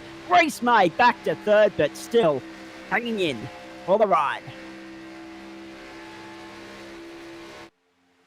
Across the line we go. We're not too far away from the end of the Weekend Warriors Cup Car Series for 2021. Just 43 laps ahead of us here. We know that there is another pit stop in this race. We know that these guys cannot get home on fuel. It's just a matter of how long you run it, how short you run it, or whether everybody plays what I'm thinking they'll play, and that is, let's wait and see if we get another safety car, and if not, we'll deal with it then. You just see here's okay. Mark Johansson and Aiden Schultz as they go 3 wide through the bank. There is a lap car in the way. That high line really isn't working tonight. It hasn't rubbed up too well. Schultz, Johansson, and I believe there's Nigel Patton in there as well. They're just trying to make it work, just trying to rubber it up. But in the midst of all that, they're dropping back positions very, very quickly as Schultz just drops to the bottom low line there, allows Johansson to go on by. Hopefully Johansson can now skip down in front of McClintock. No, Johansson is on the low line, my apologies. Schultz stayed on the high line and found out it wasn't working for him, so he's lost out on a few positions now from where he was starting in 6th. But that top line, or that middle line, Zach, just not working tonight for the drivers. Not at all. I'm just going to butt in here, boys, and just say, Sorry, mate. how good do these 3 cars look in line? Well, yeah, exactly right. Very well presented. There they are. The SimShed 500. Have a look at how good Mark Johansson and his teammates look tonight. Scott McClintock in behind. Jamie Nankervis in front. Nigel Patton in 11th position at the moment. 40 laps from home next time by the strike. And that critical lap is still 88. He can pit there and get home. I don't think we'll be seeing pit stops that closely together unless we get a caution. If we get a caution, all bets are off because they'll know their critical numbers. They'll know their sums. But I reckon we could be waiting until 10, 15 to go before these guys race pit lane with their presence once more as we go through turn 1. The top 13 in the pack, in the peloton, and everybody else trying to play catch up at the moment. Dave Douglas 2.3 seconds off Aiden Schultz. Now Aiden Schultz, let's be perfectly clear here, has dropped right to the back of that pack. He was 6th off the restart. He is now 13th. Bit of work to do in the next 40 laps, 39 next time by the strike, for the man driving the 52 this evening. So it's the battle of Toyota, Chevy and Ford on a Saturday night on the Daytona International Speedway. Restrictor plate racing. How good. What a way to finish the season. 500 kilometres, not 500 miles. But we still refer to it as the SimShed 500 for you on the platforms of SimShed Broadcasting. Great to have company wherever you're tuning in across Facebook and YouTube, all around Australia, all around the world. And we are, we've just gone 9 o'clock in most parts of the eastern seaboard. We've just got 11 o'clock in New Zealand, 6 o'clock in WA. Welcome to prime time as the rest of the field makes their way around once more. Now, that's interesting, Matt Davis. We went from having 25, 26 on the lead lap to having 18 on the lead lap. So how does that creep up on guys? Sorry? How does that one creep up on you? I wasn't paying that much attention. This race has just gone by like in a blink of an eye. I know. Yeah. So what I'm trying to get at there is that only 20 laps ago we had 25, 26 cars still on the lead lap and 29 still running. Now, of course, we've got Gary Wellman out of the race, Peter Pollard, Sean King, Derek Jacobs. So only the 4th retirement. Joe Tacasio and Dylan Davies remain in pit lane. Tacasio's been in there for 145, Davies for 837. So, we'll wait and see, but it's slowly but surely as it always does, the Daytona International Speedway, sorting out the men from the boys. And those that are on the lead lap are the ones that we need to keep an eye on as we edge ever so closer to the 80% marker of this race, lap 100. And then once we get to that final 25 laps, all bets are off. Everything's going to go out the window because you'll see tactics come into play as these guys decide to make a run for it on the high line, try and make it work, try and force the issue, because they know that if they just continue to follow the leader, they're not going to get anywhere. No, they're definitely not going to get anywhere if they do this. They really need to start exploring that top line within the next couple of laps and start to get the rubber down on that top line. And make However, that yeah, I was going to work. say, that's exactly right. How much We're grip is going. up there at the moment? Not much. It's what we saw Johansson and Schultze. We saw them trying to work that top line for restart. They're the only ones that really stayed up there to try and force the issue. Unfortunately, no one else wanted to really join them up there. And it just goes to show how less a grip there is up there compared to the bottom line at the moment. And like I said, before lap 95, they really need to get in by lap 95 and start working that top line for the next 10, 15 laps. Start rubbering it up, because any later than that, Zach Caven, I think they're going to be leaving the run too late to the finish. I don't think it's going to be too good of a run on that top line without as much rubber down. And you're saying the drivers about the lead lap as well, finishing. Dylan Davies would have been one of those guys on the lead lap still, and if it wasn't for, as you said, the innocent bystander and collateral to that incident, as which brought out the safety car. So yeah, unfortunate for him. He's I think he might be calling it quits with 10 minutes at the pit lane at the moment. But Yeah. I mean, all eyes on screen at the moment, Zach, and that top line's going to have to start coming into play very shortly, or we're going to be seeing a single file race for the next 30 odd laps. Yeah, I don't think it'll last too much longer in single file. And someone, as you say, will have to take the punt, take a stab at it and try and make it work. And it's just a matter of getting one or two to back you and go with you. And this race changes. Whoa! Haley moment there. Massive moment. That separates the pack. The top four are now out on their own. 5-6 car lengths to the rest. So Brad Allison is fifth, Hayden Millington, Josh Carroll Walden, Jamie Nankervis, Mark Johansson now back to ninth, and Scott McClintock up to 10th. Lap 92 and 34 to go.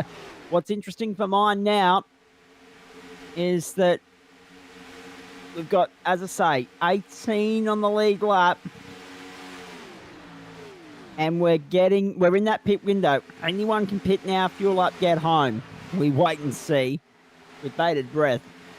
I reckon they're waiting for that yellow. To take the punt. Yeah, exactly. And now it's getting really antsy back in the pack. They're too wide, very active back there at this point in time. There they are, up on the high line. 1, 2, 3, 4, 5 of them. A little bit of hip and shoulder. That's not going to help the situation. But it could trigger the caution that triggers all the activity that we've been waiting for. That's the other interesting thing. A couple of moments there that could have gone either way. Just good car control from the people involved. Keep it on the black stuff. Keep it straight. And keep the boot into it. Yes, sure, you lose a little bit of speed. And you lose a little bit of time to the pack. And you drop a bit of position. Track position. But this race remains green. 94 of 125 is where we're going right now across the line. Look at Darren McKenzie leading the way from Stephen Williams up 14 positions.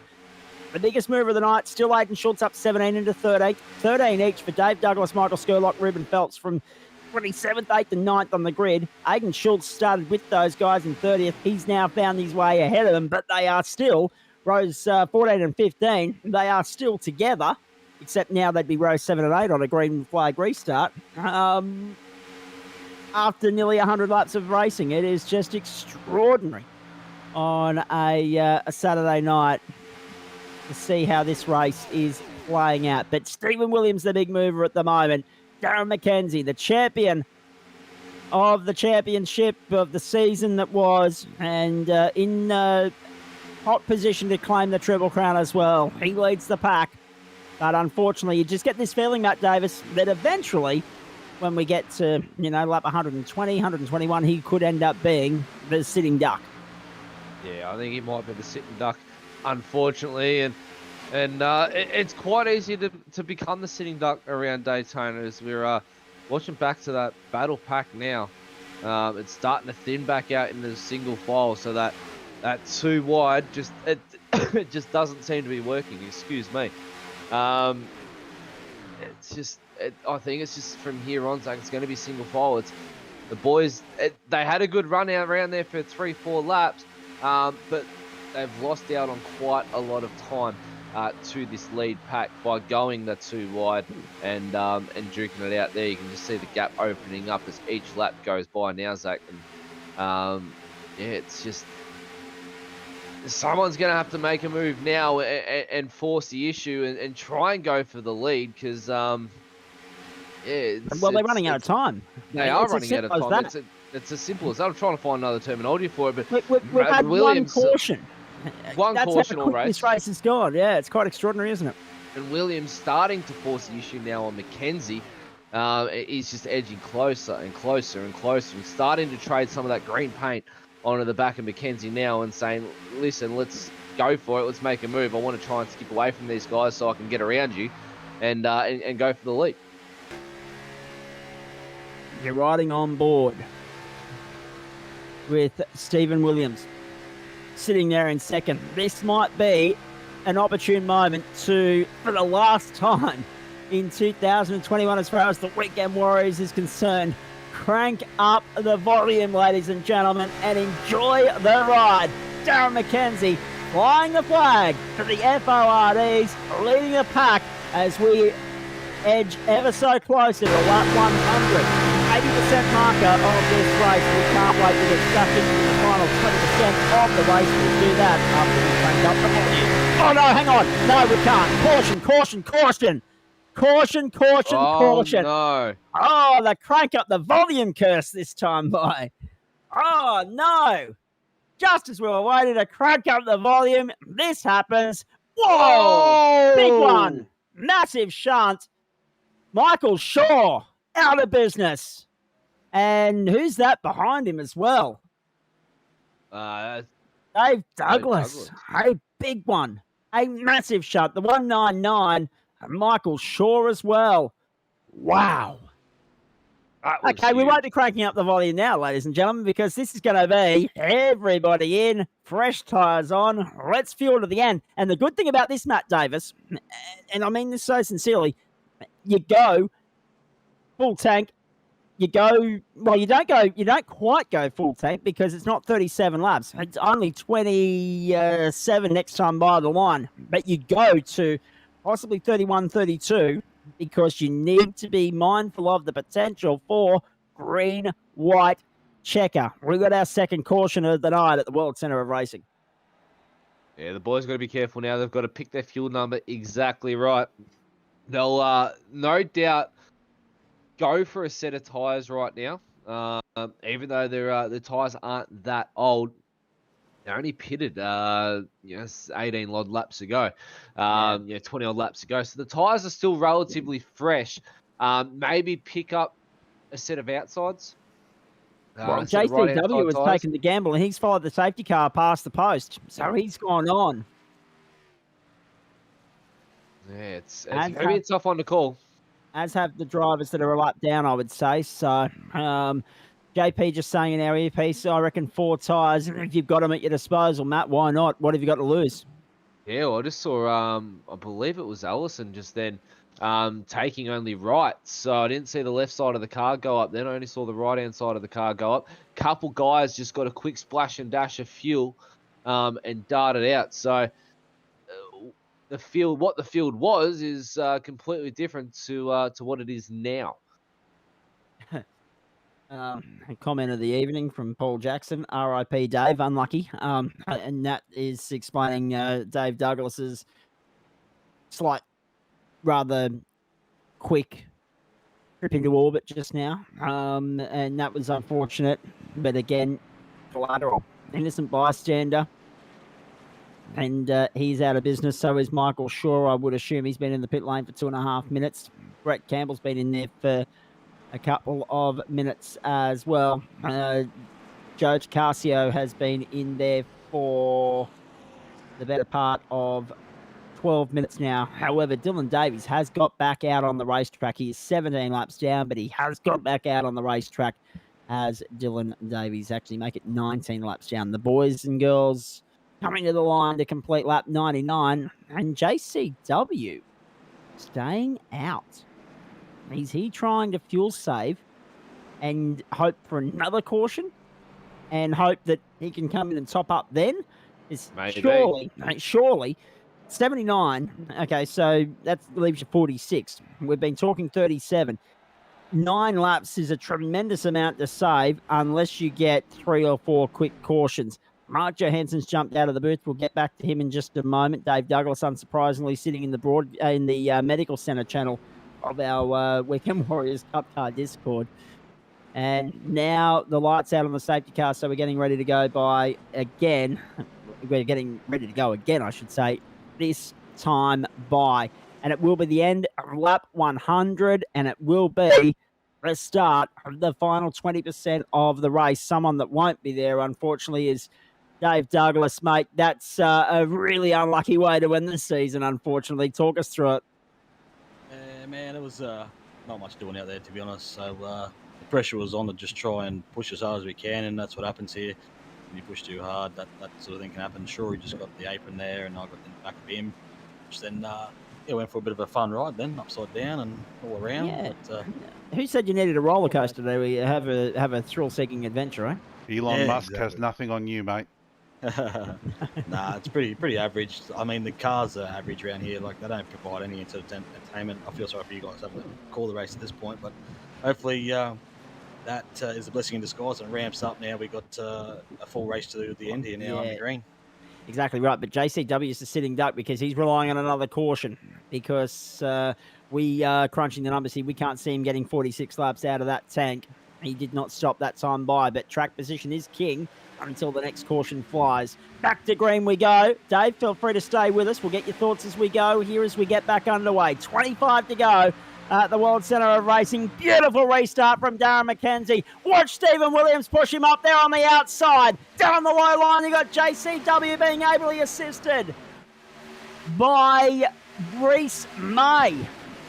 Let's wait and see how it all settles down as they hit the back straight. 2 by 2 they go. And in all of that, Aidan Schultz back up to 8th position. The big mover of the night up 22 positions. He's right in with a chance, a fighting chance here as we go into turn 3.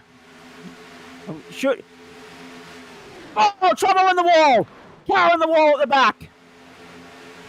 I'm sure there was someone scraped the wall. Yes, there was, but no caution. We're okay for the moment. We continue on. 2 cars in some sort of trouble. And Dortonac and I think Spencer might have been the 2 involved. Dortonac's in the pits. Here we go. Here's the replay. Oh, the 5. So it was actually Ryan Barber. And then another one caught up as well. Again, the one at the back there, the blue and red, innocent bystander, collateral, if you like. We remain under green. A blessing in disguise for everyone except JCW, I'd say, at this point in time. But it's Daytona after all. We expect another caution before the end of this here. Hey, Dave, just some quick comments on the season that was made. Of course, didn't end the way you wanted it to tonight, but overall, it's been an enjoyable one, hasn't it? Oh, absolutely, mate. Mark's put on a good season. Been some good races out here with these guys. I haven't been to them all, but one person that does is Darren McKenzie, and look, he's in the box seat for the Triple Crown tonight as well now. So he's pretty much just got to roll over the line and he'll win it, but he's going to try and win everything. So good on him, and he's doing well. But I did notice JCW sort of let those 2 guys get in front because he's going to need all the fuel saving he can get. So the better he can sit behind these guys, the more fuel he's going to save. But it's going to be tight. I know it's going to be tight. It's about 20 litres we need to add for the next stop. So. Excellent stuff, mate. Great to have that insight from you. What's the plan for the off season? How much sim racing do you do outside of Weekend Warriors, and how are you going to fill the 4 months between now and when we go green in 22? Yeah, I'm not sure what the off season is going to hold. Probably just a quiet period, a bit of Christmas in between there. But I see Aiden just tried to make a move, but now he's got Ruben down there, 06, the 52 and 06 are getting together back there. So keep an eye on those boys. Hopefully they'll make a run to the front. And there's also don't count out Bradley Allison. He's my little dark horse for you guys. Okay, and Allison count was him at the out. pointing out at the start of the night. And Matt Davis, what about our mate Mark Johansson sitting here in the Fastest booth? lap of the race. He's got us in his ear and still pelts out the fastest lap of the race of 45.26. Yeah, is he? He's Unbelievable. back there. He's got a few teammates around him too. Absolutely. Got an orange car or Just, gold cars. A little bit of a memorial as well as that came, and it might not be 4 wheels, it's on 2 wheels, but 10 years ago, Marco Simoncelli lost his life in the MotoGP race. Yep. So 10 years ago 10 years that ago was. today. Today. And everyone remembers where they were. I was watching it in a university dorm. I couldn't believe what I was seeing at the time. Yeah. That was I was lucky enough to call 3 seasons of MotoGP for community radio just off the television with no ambience, no nothing. They just relied on me to bring the action, and I tried my best. But that was the year we didn't call, and I'm somewhat glad considering the nature of what unfolded on that night. And of course, that was only a week after we lost Dan Weldon in Las Vegas. Correct. In the IndyCar as well. Hard to believe that it's been 10 years, but we said Well, the they same come in thing threes, about, as they say. yeah. However, we said the same thing on Father's Day weekend when it had been around that time, the Saturday and the Wednesday and before and after Father's Day with Steve Irwin and Peter Brockett. It was 15 years. Like, let that sink in for a moment.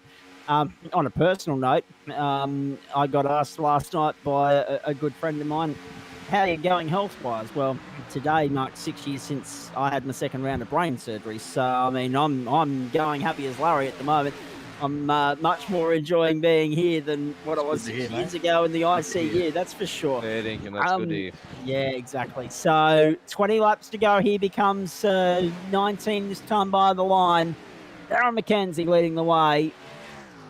Williams, Carol Walton still sitting there. But it'd be seemingly astonishing if he could pull it off without having to stop again. However, who's to say that we don't get a caution and everybody comes in, not necessarily to top up the tank, but throw some rubber at these guys. And of course, in that process, Carol Walden would be able to take on the fuel required for sure and get him hard. Yeah, I can see the theory behind him doing it because it's very hard to pass here. So the track position is king here. So that's why he sort of must have stayed out, just so he could get up the front there and try and mix it. But the only way to get around these guys is they're going to have to get a lot of cars in that top line to make anything happen. If anyone sort of thinks that I'll just sit down here and bide my time, you're just going to run out of laps because it takes a while to get them going. So at the moment, the O2 is sitting in the box seat up front. Dave, terrific to have you in the booth, mate. And one reason why is your intricate knowledge and insight that you can offer here. And one thing that we haven't had a chance to really cover off yet is a lot of people are probably looking at this race and saying, hang on, when we watch the real thing over the 500 miles, they're 2 and 3 wide and they stay that way all race long. But it's the way that these cars have been articulated and set up internally as to why we're not seeing that bump drafting per se.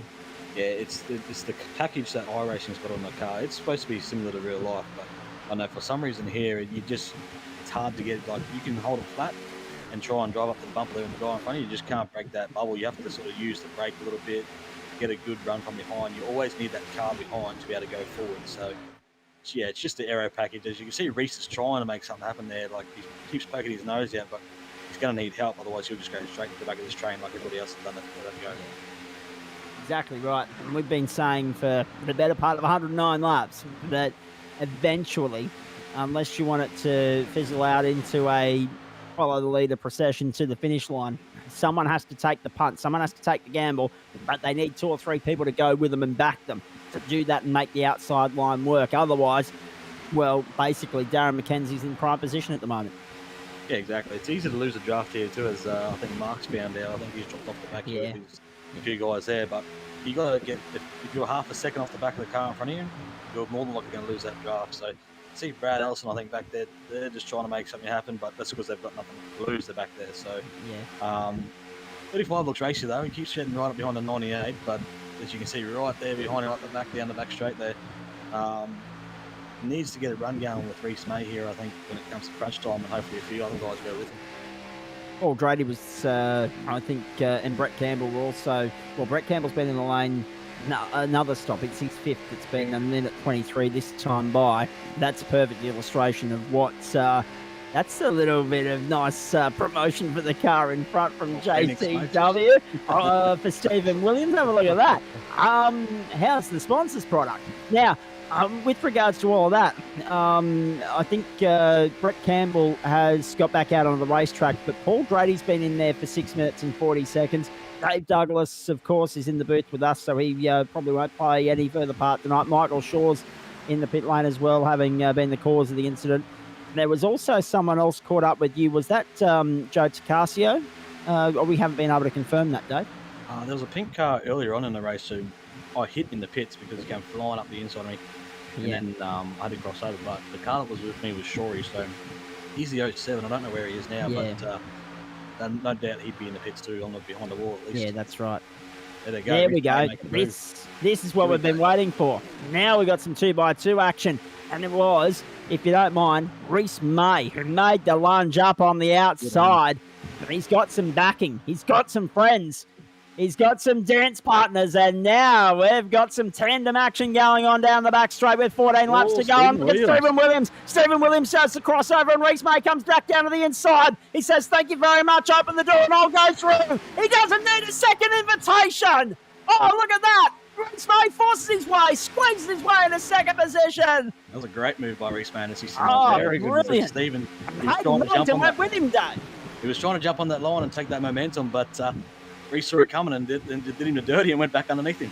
That was just extraordinary racecraft. And you got to be switched on at this end of the night, and Reese May clearly means business. Absolutely. He's having a great run tonight. He's out there. He's making the moves at the moment. He's the only one looking likely to try and take it to Darren McKenzie. Exactly right. Business end of the SimShed 500. The Short Shift Sim Racing Magazine Weekend Warriors Cup car racing across Facebook and YouTube on SimShed Broadcasting. Don't forget, the great motorsport doesn't end once this wraps up tonight, because the Tuesday night and Wednesday night action continues right through until the second essential week of December, and we all wrap it up on the 12th of December with our Goodyear Auto Care run of Bathurst 1000. More on that a little bit later as we look ahead on SimShed Broadcasting. But in the meantime, look at this. Darren McKenzie's still leading the way. Who's in the 41 there? That's Kate Lawley getting right up behind the 35. Yeah. So JCW is getting a push at the moment. Hayden Millington, he's sitting right there in third as well. Reese May, the sneaky move, has put him back into second, exactly where he started. So in all of that, Darren McKenzie up 4 positions tonight. Reese May, no move. Hayden Millington up 3. Josh Carroll Walden up 4. So to Kate Donnelly. Nigel Patton from 14th to 6th. Matt Patton from 3rd back to 7th. Brad Allison sitting in 10th at the moment. At the back of that train, he's the third last car in shot. He started first. He sits 10th. But still in striking distance. We've got 11 to go. Yeah, you can see a little bit of a gap between, what's it, the 50 cars or the 90 car? 90 car Patton. So you got the Patton boys there together as well. So, you know, as Reese ducks out to the outside, has a little look, nothing doing, drops back down. There's not a lot of error going on the front end of that. No. All right, there's Zach Caven. No, that one's seen much better days. I think that's Brett Campbell as they come back around. And, I mean, to think we've still got 16 cars on the lead lap. We've got Tristan Kosh out there a couple of laps down. So too Adam Ariel, Ryan Barber, Michael Skurlock, I think, has parked it. Brett Campbell. And, of course, Mirko Dortnack has parked it as well. So 16 out there on the lead lap, and a few others straggling along for the ride as well, just to make it to the checkered flag and say we finished the 500. Not distance-wise, but we still took the checkered flag. Nevertheless, technicality. We are inside 10 laps to go. 9.5 down the back straight. McKenzie has led most of the way from that first round of pit stops. It is extraordinary to think that it's played out, that we've only had 2 cautions thus far, but the best is yet to come, surely, because eventually Reese May will have to make another play for it. It worked for him the first time. He made light work of JCW. And now he is reaping the reward in second position, eyeing off the champion of 2021, the 02 of Darren McKenzie. Hayden Millington third, Josh Carroll Walton fourth, Hayde Donnelly fifth at the moment. Then the two Patton boys, Schultz and Phelps are there. They can work together in 8th and 9th. And Brad Allison is 10th. You can't rule him out if we get a green-white checker scenario. Aussie Esports making a move on the outside there. They've taken a few cars with them. The Stephen Williams, Bradley Allison, they're all trying to make something happen here. So Patton's probably should have jumped up in front of them there as well. So this is it. This is the race now. I'm worried about JCW. It's 8 laps that he's got to hold on for dear life with that fuel. Remembering that he last stopped. Who's going to jump up in front of this line and go with him? On lap 79. 46 laps he would have to get out of this tank if he is to win from here. Mackenzie's on his own out the front here, boys. To make it to the flag, I should say. But yeah, you're right. Mackenzie's on his own. Mackenzie's all of a sudden a sitting duck. May has gone to the outside to the lead. He's taken Millington with him. Schultz is there as well. Now, sitting in behind there, watch the 35 of Josh Carroll Walton trying to push Mackenzie, but not working. They drop down beautifully. The first clinical move for the lead that we've seen in quite a while. Reese May and Hayden Millington tag team to get by Darren Mackenzie, and Aidan Schultz is fourth. 7 to go at the World Centre of Racing. 17.5 miles, 28k. That's all that's left in the Weekend Warriors Cup car racing season. Is there a caution? Is there a sting in the tail? Is there green-white checker? We wait and see. Down the back straight again. Reese May, the leader. Unbelievable. And there was a little bit of a wobble, a little bit of a tag down the back straight, but they kept it in control. Oh, Aiden's left his teammate out there. That's very interesting. He has, but yeah. Might be just picking up the run and trying to jump up again, but he's probably going to have to live with it now. Well, yeah, exactly right. They are. Cade's looking up the inside there. Cade's right on his inside. He's putting him out wide. But just remember, they can't get down below the line. They cannot go down below the yellow line. On these super speedways, the yellow line is out of bounds. Get on the bench position pass on the double out line, otherwise it's either DQ usually in real life, so it's had to be the same here. Reese May, Hayden Millington, Darren McKenzie. Will McKenzie make a late lunge? JCW holding on. This is extraordinary if he pulls this off. 46 laps if he gets to the checkered flag without having to come in for a splash and dash. Look at Millington. Millington right there. Couldn't find a way by May just yet. McKenzie will sense an opportunity to get back up there as well. Triple Crown on the line. 5 to go. A 6-car breakaway from the pack out front. So this guy's almost out of it. It's these guys up front now. So these guys are going to have to do something because they can't rely on teammates or anything. So Schultz is going to try and do something with room back there. As you can see, lap car on the fence there. But those guys too wide won't catch up. Schultz is up into 7th. He's got up into 7th. Very nicely done.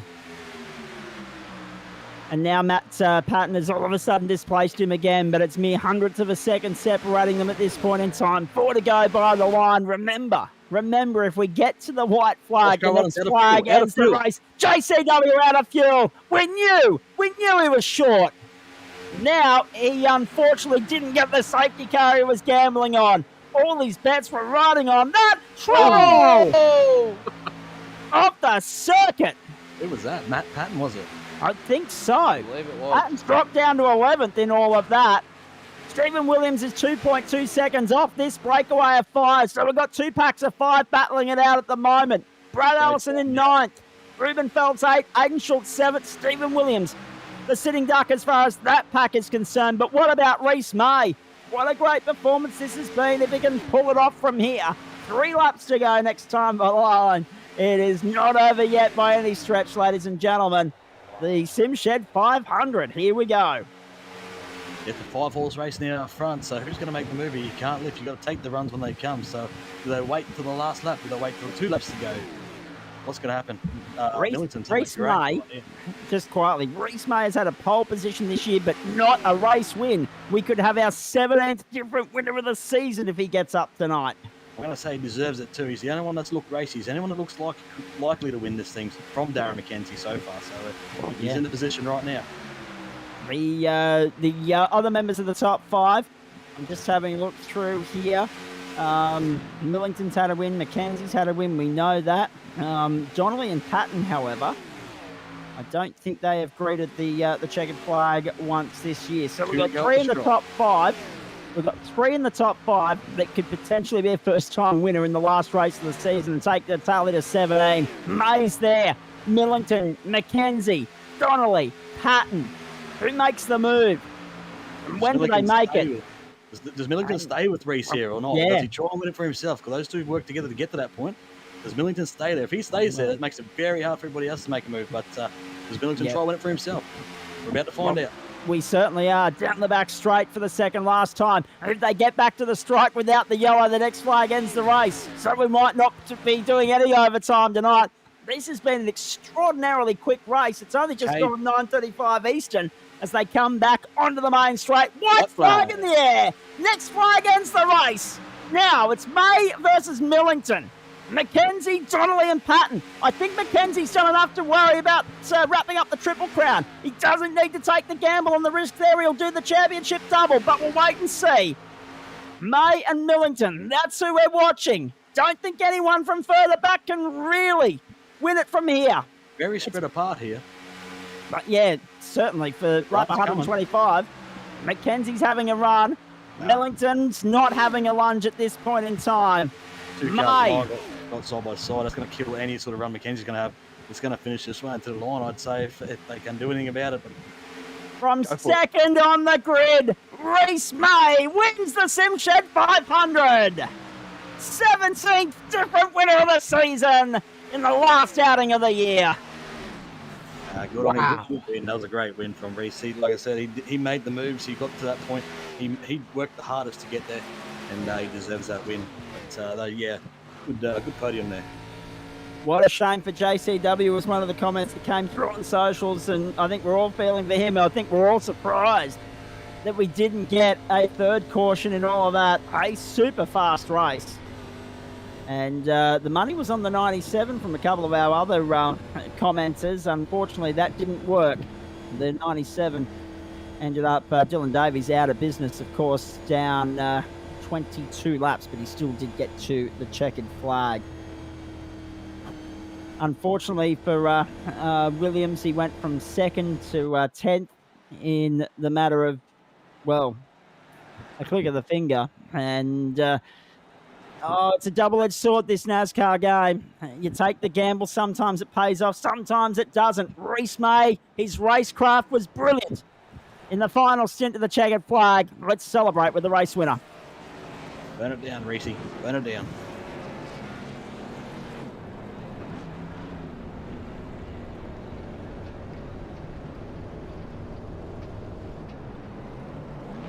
It was always going to be hard when those two guys, you saw in the pack of five, two guys at the back got side by side, which is going to kill any run or momentum coming forward. So Darren really need those guys to stay single file and try and make something up with him. So I don't think Milton was going to leave the 69 we're going. Yeah, exactly right. Oh, what a performance from Reese May. Oh, saving your best until last. Absolutely. What about that, though? 17 different winners across the course of the season. Let's bring, if he's still there, Matt Davis back in at this point in time. Because, to be fair, Matt, I mean, that was frantic, to say the very least. We got through on 2 safety cars. That was it. At the end of the day, though, 35 races, 17 different winners. If variety is the spice of life, the Weekend Warriors have certainly proved that in 2021. Yeah, definitely. It's been a fantastic season this year.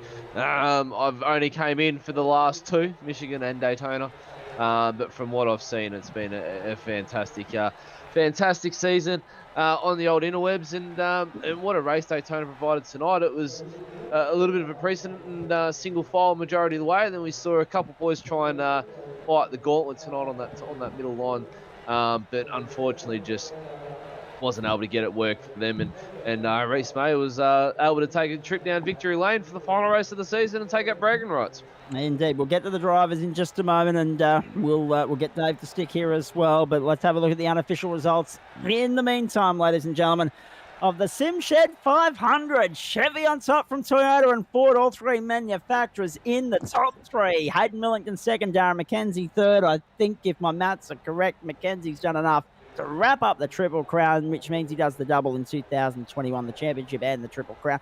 Patton was fourth. Great run from him. Cade Donnelly in fifth. Aidan Schultz from 30th to 6th. He's standing behind the booth as well. We'll have a chat to him in a moment. Ruben Phelps, his teammate, 7th. Jamie Nankervis, Brad Allison, and Stephen Williams made up the top 10. Williams will be kicking himself. He was second in the final stanza there, and then it all just went horribly wrong. McClintock, Johansson, 11th and 12th. We'll hear from Mark Johansson as well when he rejoins us in the booth. Then, of course, Tom Pritchard, only 13 home on the lead lap, but by virtue of the fact that we only had 2 safety cars along the way there, it was never likely that we'd get enough cautions to keep enough cars on the lead lap. However, the amount of cars that finished the race was impressive. Josh Carroll Walden, Greg Spencer, Adam Ariel were all a lap down, as was Matt Patton. Then Tristan Koch, 2 laps down, Ryan Barber 4, and Brett Campbell 14. He was in and out of the pits quite frequently in the last stanzas of this race. Dylan Davies still greeted the checkered flag. Of course, remember, you only had to complete 50% of the race to be classified. So everyone down to 26th, 27th, 28th, 29th was classified tonight. Dylan Davies, Michael Skurlock, Mirka Dorntonak, and then Paul Drady, Dave Douglas, Michael Shaw, Joe Tacasio, and Gary Wellman with Peter Pollard making up the finishes. Sean King was 30th, and of course in 31st position it was Derek Jacobs, who was the first retirement of the night. Let's get stuck into the post-race show here on the platforms of SimShed Broadcasting, and we will be here for a little while, folks, because obviously at the end of the day, 9:40 p.m. Australian Eastern Daylight Time leaves us with a little bit of room to move with regards to the length of the post-race show, but also we've got a couple of announcements with regards to 22 that we need to get through, and a few people to thank for the season that was, and some highlights to share. So stick around. We've got a little bit of groundwork to do between here and the end of the broadcast. Let me go to Aidan Schultz firstly. If anything, you proved that you don't necessarily need to qualify well to finish as high up as you did tonight, mate. From 30th on the grid, 24 positions gained, and you come home in 6th. Just talk us through the night, because obviously at the end there, unfortunately, you lost the top 5, but to be next best, that's not bad considering how it started. Yeah, Zach, mate. Yeah, we deliberately started from the back, didn't qualify, being Daytona. I didn't want to get caught up in one of those wrecks that we actually didn't see for a long time, surprisingly. The guys were really good tonight. So we had to slowly peg our way back, but that was a deliberate strategy, which obviously made it harder. Had some good pit stops, made up a lot of time through the pit stops, kept on that front group. But I saw Dave Douglas there unfortunately disconnect, and then I knew it was down to me and Darren for the Triple Crown. So I tell you what, I was working hard trying to get that one being double points, but it was a good race. Darren McKenzie's here. We'll hear from him very shortly as the Triple Crown champion. He's done the double in 2021. Now, it's interesting, isn't it? Because what Schultze just said there, we were waiting for the big one. To be fair, we didn't get the big one. We had a 2-3 car wreck there. That put pay, of course, to Dave Douglas's night. That's why he was in the booth for the last 25 laps or so with us. Were you surprised? I mean, the field was big enough to warrant a big one, but everyone was relatively patient, relatively calm. They didn't have the elbows out as much as I would have thought, Aidan. Not really surprised with the way that the draft model was working, and being such a long race, people wanted to put themselves into that final pit stop range. But as soon as you got up into that second line, unless you had a mate, obviously, or a couple, 3 or 4 or 5 being that, you really struggled to get the run. When I was trying to get that run and nearly got past Darren, I was going to drop down and then let it play out. But unless you got 3, 4, 5 cars and really got really close onto the edge and nearly contact on that side draft, it was really hard on that middle to top line to to get around. So we tried it a little bit early when Davo was out, and it just wasn't really going. So yeah, I don't know, we did what we could. We've spoken all night about the need to have a dance partner, have a drafting mate or two, and you've highlighted it just there, mate. I mean, there weren't enough people willing to take the plunge and take the punt up on that top line, and it showed. Yeah, it was hard from my perspective. I had 3 teammates in the race, so unfortunately I got separated from them through the first pit cycle, and then yeah, they were just not around me until the right time when Ruben got up to the back of me. I think he took some optional repairs and he didn't quite have the pace. He was trying his hardest to push me, so it was really hard for me to strategically try and put myself in the race to know who's going to work with me, and to be honest, no one at the front there was. So yeah, it was pretty much just suck it and see. I was in behind Stevie Dubb there. I thought he was working to help Darren at some stage. I gave him a big shove down the front straight to say, hey, mate, I know what you're doing. And he got out of the road, and then we were all eyes forward. But, hey, we tried. Certainly did. Well done, mate. Stick around. I'll get some final thoughts from you at the end here. Darren McKenzie. It was a case of what might have been. You led that race for so long, but you brought it home in third. Podium was good enough in the end, as Schultze said, to wrap up the Triple Crown. He was the only other bloke that could, take that out from under you, so to speak. But third in the end, the champion, the Triple Crown. Yep, okay. You didn't win the showpiece race. Everyone compares Daytona to Bathurst, and that's, fair enough in many respects. But a great night at the office all the same, mate. You kept it clean and you secured the double. Well done. Yeah, it's been a hell of an ending to the season, that's for sure. It's I was aiming for that Triple Crown, sort of just to prove something to myself as well, because I know I had a lot more races during the year than the other competitors, so I just wanted to prove to myself that I can go out there and be competitive and win on my own merits. Well, it was looking so good, but some sneaky racecraft, some clever racecraft from Reese May took Hayden Millington with him, and all of a sudden you're in third, left to follow for the run home. But for so long we were waiting to see how long you were going to be that sitting duck for before someone made a move. Were you surprised that the move wasn't made earlier? Not really. I was trying to work with Stephen Williams. As Hayden said, we were getting a good run on the outside. I wasn't leaving him out to dry. I was waiting for him to get clear so we could go 1-2. It seemed that he was up for that and wasn't going to try and push past me. So it's just when was it Reese got past Stephen there? Yeah, that sort of blew that plan out the window. I was on damage control after that. Yeah. And JCW, special mention goes to him as well. If he didn't give me a push at the end there, Aiden was going straight past, but it kept me up with the leaders. Actually, just on JCW for a moment, I mean, clearly there was an inkling in his mind when everyone else pitted around lap 79-80 that there would be another caution in the offing. Sadly for him, it didn't come, and everyone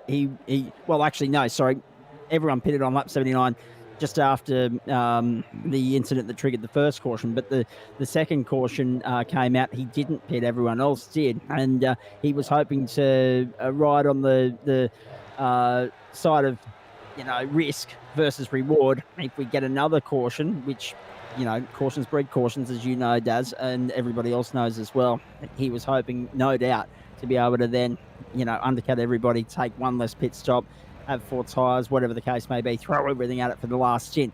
But that last stint was incredibly clean, and he did not get the caution he needed to stay in the fight, and ended up paying the price, ending up down in 14th. Yeah, so it didn't work out for him that time, but I was a bit worried when I seen him stay out. I went in and I was, didn't know how many people were going to stay out, follow me in, but put me back into second position when I come out still. So I was thankful for that, and I knew he was going to be short on fuel. So once again on that restart, Stephen and I just pushed round past him and took the lead again. So I was just in cruise mode all night tonight. I didn't really want to lead at all, but it's just the way it worked out. I come out of that first pit stop and I was sitting up there with the lead, so I thought I might as well go for most laps lead, get those bonus points, Yep. and just try and consolidate everything I could. Mark Johansson's here as well. We'll get to him in just a moment. Let's get to Reese May, or as he calls himself here, Reese Mayhem May. And it wasn't mayhem tonight, actually, mate. It was a relatively clean race. The elbows were out in that last stint. Brilliant execution of overtaking manoeuvres from you to set up Stephen Williams, and then obviously to set up Darren McKenzie as well. It worked beautifully for you, right into your wheelhouse. You didn't have a challenge from Hayden Millington there in the last couple of laps. You bring it home. First win of the season. Talk about saving the best till last. Yeah, it was good. I'm not going to lie. Hayden pushed me to the wing. We were chatting in Discord, and we're like, if we work this here, if every time the outside lane got a run, we're like, if we cut it, we can pass 2 cars at a time. And that's all we did until we got to the front. Yeah, exactly right. You took the gamble to run up on the outside. Stephen Williams came up. You guys saw the opportunity, got straight back down into the draft. That was clever play, tactically speaking, from you guys. So clearly you knew that if you went, someone else would probably go with you. But it was pretty much a sucker punch, really, because the outside line wasn't offering much. No, you really needed to have 5 cars to do it. But this aero package, you've got to sit so hard on the door that because I was chatting to Hayden behind me, I knew that whichever cars we pull out on, we're sitting in 4th and 5th. So if at least one car went with us, we'd leave a big enough air gap that the front 3 would slow down. So we played it. It worked. I wasn't expecting, was it Steve, to drift high and try and cut us off. And I'm like, That's it. The gap's there. You got to take it, and we'll set up Darren later on. And set up Darren, you did. Hey, so clearly I want to bring Hayden Millington in at this point in time, mate, if you can unmute your microphone and join us. So it was tactical in the way that you've pushed Reese to the win there. At any point, did you think about having a dive? Coming to the white flag through 3 and 5, I was thinking maybe I drop back, but I was trying to drop back, but the push from Darren behind me, even though he was sort of a bit far back, I couldn't really back up enough to try and slingshot past him. I thought, as it was mentioned, we'd been chatting all night, scheming up plans to get past people, so I thought, you know what, I may as well just push him to the win. He deserves it. Yeah, absolutely. A beautifully executed race from the pair of you, mate. Yourself, you worked your way up slowly but surely, flew under the radar for a little bit, but crept up from 6th to finish 2nd. Happy with that? Yeah, I'm really happy with that because at the start of the race I screwed up my pit stall and had to back up and lost a ton of time there. So I was hoping and praying that that group I was part of would catch back up to the main group, and luckily we did, and got a couple of breaks with the cautions and some good pit stops, and ended up right behind Reese at the end and just worked our way past with the top line coming in and out. So I'm ecstatic with that, really. I didn't think when I saw that I was in 6th in qualifying, got hung out to dry on the start, that I'd ever be anywhere near the front again. Indeed. Now, I'll come back to you guys in just a moment. Actually, I'll go back to Reese right now. Strategically speaking, the fact that we only had 2 cautions made it quite easy for everybody. Just stay into the draft until you reach your fuel number and then come into pit lane. But it was vital that everything went right in those pit stops, or otherwise you would have lost the pack. Yeah, I was lucky that I stayed in the draft. I could have gone probably 2 laps more at that first pit, but no one else was, so I pitted. Come out, luckily I came in out into a pack again, and I could have gone at least, when the yellow came out, I could have gone probably 4 more laps, and I was just going to risk the biscuit, and I was just going to take fuel and run it dry. I was going to be about 1 lap short, but it was going to be worth the risk. Then that yellow came, and I'm like, well, if Darren's getting fuel, I'm getting fuel. So Darren got fuel, and pretty much everyone got fuel, so it was great. Indeed. Stay there with me, guys. I'll bring in Jamie Nankervis at this point in time. 8th in the end, but you threaded the needle at the start and made a real play of it. Yeah, it was a bit of fun, wasn't it? Yeah. A nice start to the race. Great start of the race. You found yourself up in 2nd position in no time, and then in the lead for a long while. Yeah, that was thanks to my teammate though. Brad helped me out with that to let me go around the outside of him and run the lead for a few laps. Indeed. Just talk us through the race from your perspective, mate. Obviously, to start fourth and finish eighth, you would have wanted to continue running up at the pointy end of town first, second. It just wasn't to be. Yeah, for sure. We're just trying to buy a ticket for that last 10, 15 laps, but when you're single file and sitting back in 10 or 11, there's not much you can do from there. And there was a bit of a split in the middle of that pack as well, so we really just had nowhere to go. Yeah, exactly right. And that's the thing that has been prevalent in the comments of the drivers post race, that there was little to no movement out there because it was one-way traffic. Such is the modelling of these Cup cars at iRacing's end, not necessarily anything else, and that's rather unfortunate because we would have loved nothing more than to see 2 and 3 wide action tonight. It may have resulted in a little bit more carnage. That also would have looked good on the highlight reel, but it wasn't to be. Let's continue the conversation along here. Aidan Schultz, I can see you flashing at me. Are you trying to chime in and say something? No, mate, probably just me breathing. I'm on voice Okay, copy that. activity.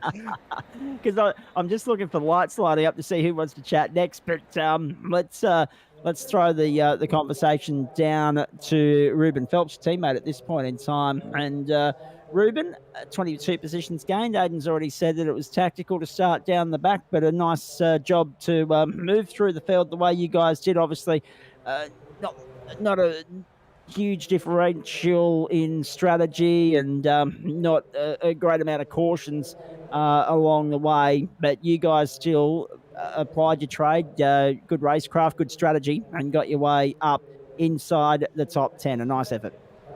Yeah, no, it was definitely a good team effort. I mean, that first green flag pit stop there, I did make a huge blooper and miss my pit box, so I ended up way out of position when it comes when Aiden got to, I think, 6th in that green flag pit stop. So that really took me a long time to get back up there because obviously with all that green flag running and all that. But then once the crunch time happened, the moves I made and things, because you couldn't really make moves with the way the draft package is, it's really unfortunate. So you really have to, like you said, someone said, you have to have at least 5 guys with you, and they have to actually have a run. If they don't have the run with you, you just cannot do anything. So,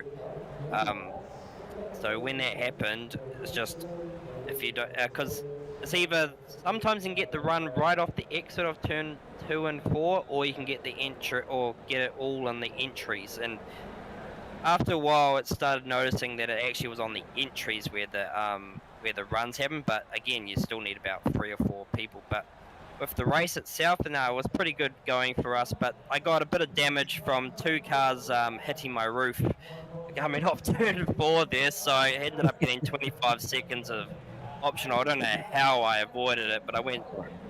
I know, it's like literally freaking. What do you call it? Bloody nosedives and sent two cars to the sky. So hey. Yeah, and that was the only, as I said earlier, big one of the night. Mark Johansson, in the end, it was a case of what might have been. You ended up 12th, but you were running in the top 10 for a long while there. Yeah, look, Scott and I got caught up on that last restart at the back, and we just couldn't get in the work with Jamie and Brad, and yeah, we got caught up behind a slower car. Well, he was on the lead lap, but a little bit slower than us, and yeah, we ended up losing that lead pack, and it is what it is. You can say that again, absolutely. Hey, we could talk about Daytona all night, but we know that most of what we wanted to cover off there has been covered off. I will ask Aidan Schultz one question, though, and this will probably speak for everybody. Mark made the comment that you don't eat up the tyres too much around here. How do you find it? Yeah, finished on the same set I started on. So, okay, righto. Yep. Yeah, don't usually take Daytona. Speedways take tyres. Sometimes on late restarts, it can you can spin them up a bit, but with the higher speed under yellow, it's usually pretty good. So yeah, I come home with the same tyres that I started on. All right, mate. Very well done. There's a bit of postseason wrap-up work to do here tonight, which we'll do very shortly, including an announcement that I know Mark Johansson is chomping at the bit to get across here. The track notes, we didn't get it because we're a little bit late on air tonight due to a server glitch, ladies and gentlemen. Of course, this track is just 5 miles from the Daytona main pier on the beach. What a lovely location for a racetrack. Construction, of course, started in November 1957, opened for business in February 59. $3 million US was the cost. Tri-oval, we love it. Would you believe it? First practice was held February 6th, and on February 2nd, the same year, 42,000 attended the inaugural Daytona 500. Now it's up there with the Indianapolis 500 as one of the biggest single-day sporting events anywhere in the world. Of course, the World Center of Racing with the Rolex 24 as well. The track has 7 layouts. We talk about road courses. They've got 6 different configurations of the road course attached to the oval, including, of course, the NASCAR the NASCAR version of the road course, the Rolex sports car road course version, the motorcycle version of the road course, and then the list goes on.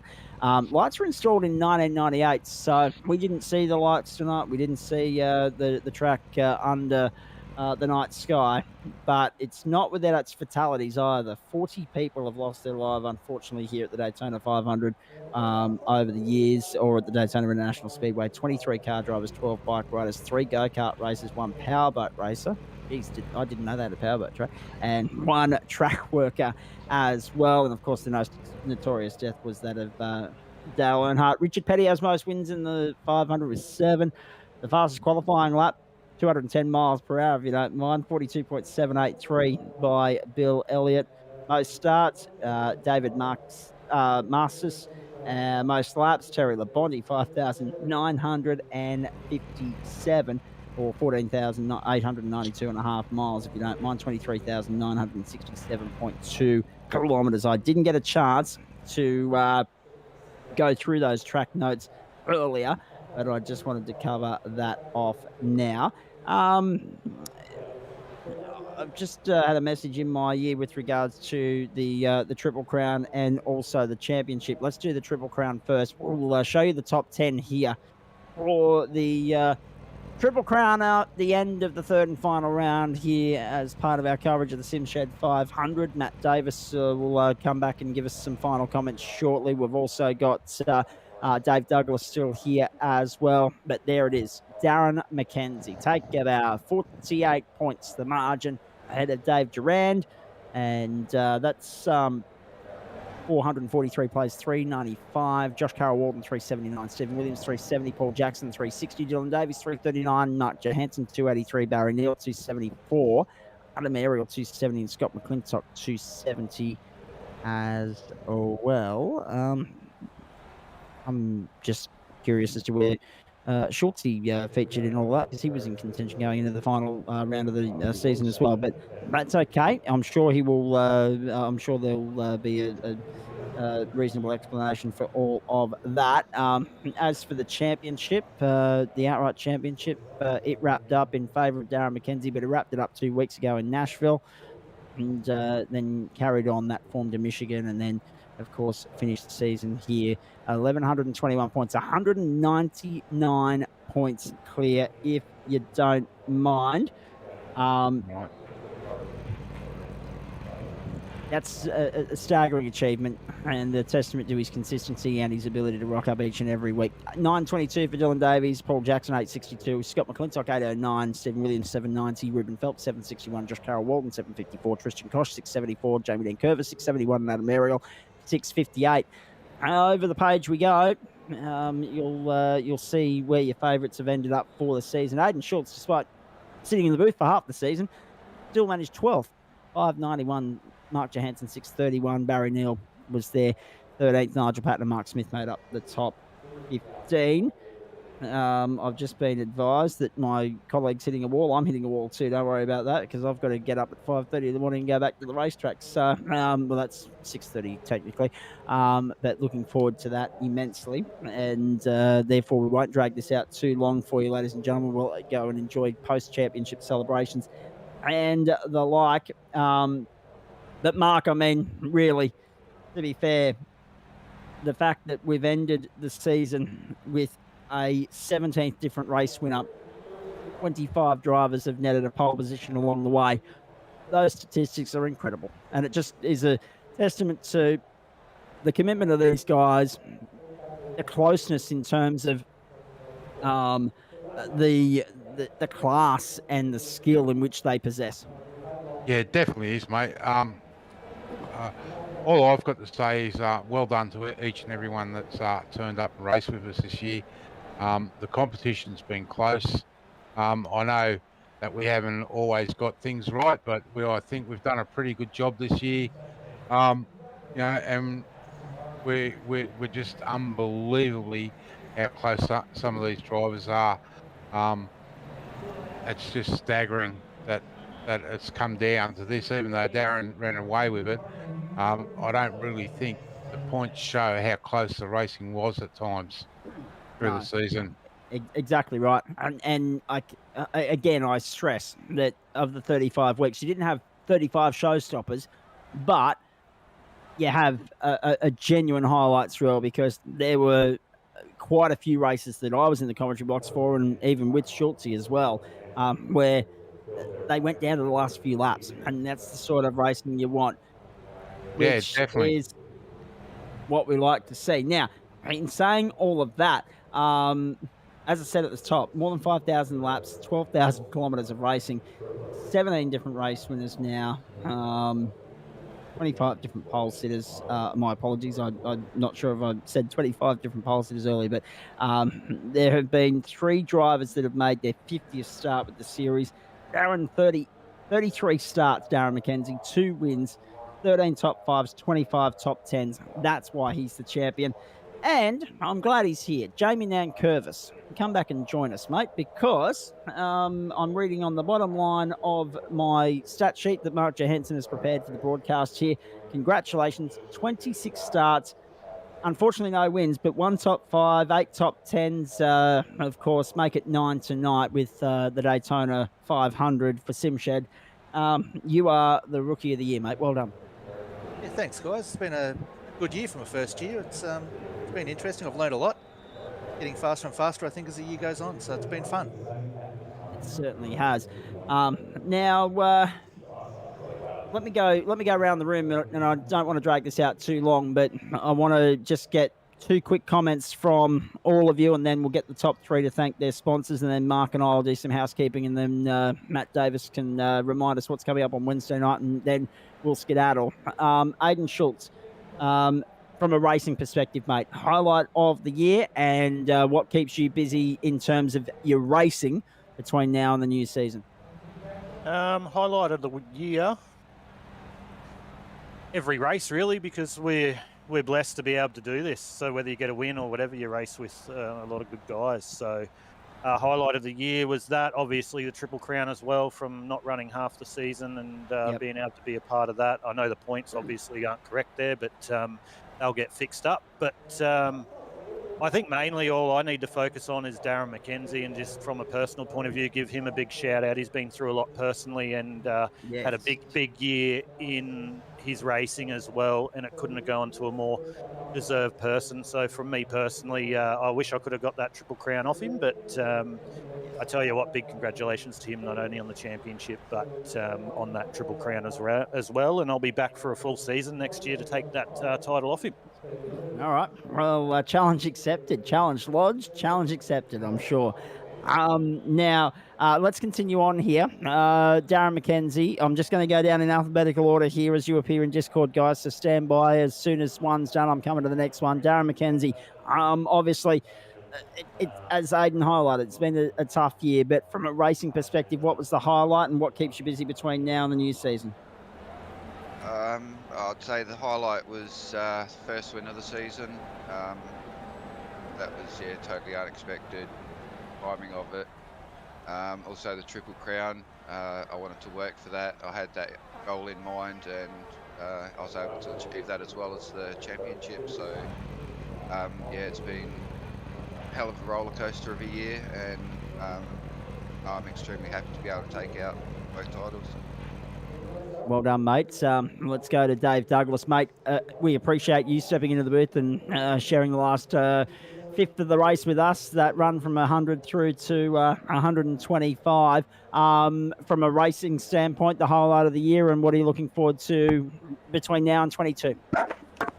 Yeah, no worries. I'm hopeful I didn't stand on anyone's toes there. I took over Matt there a bit, but no, it's been good. I guess the highlight, I really enjoyed the Triple Crown, the way that Marcus set that up. It's sort of championship within the championship, so that was really well done. And I tried to give it everything I had to beat the M there, Darren McKenzie, but yeah, he's too good this season, and mate, he's always been good. He's always been up the front, and I don't know if he's done every single race this year, but man, he's done a lot of them, and that's a feat in itself. So well done to you, Darren. As I said, echo Aiden Schultz's words with the tough year, mate. But no one more deserving at the moment to take that championship, mate.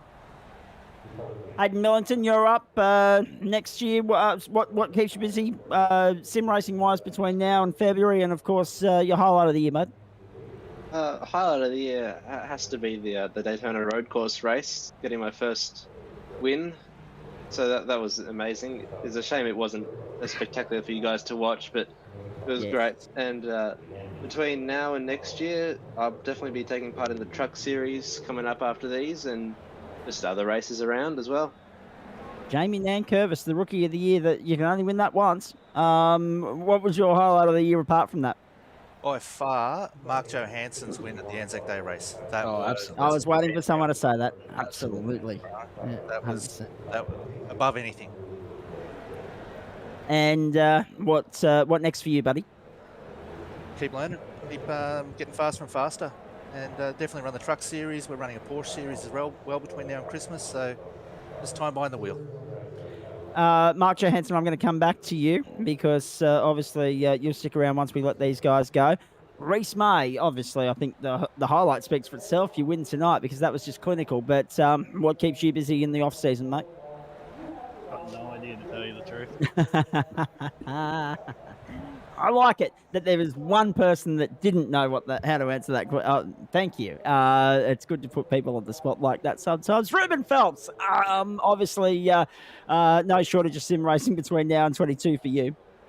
Oh yeah, no, it's going to be some personal changes for myself over the off season, so I'm unsure if I'm going to make the start of the season yet, but at all, I'll probably definitely be running for it. So at the moment I'm unsure, but as soon as I've got it all good, I'll be there straight away.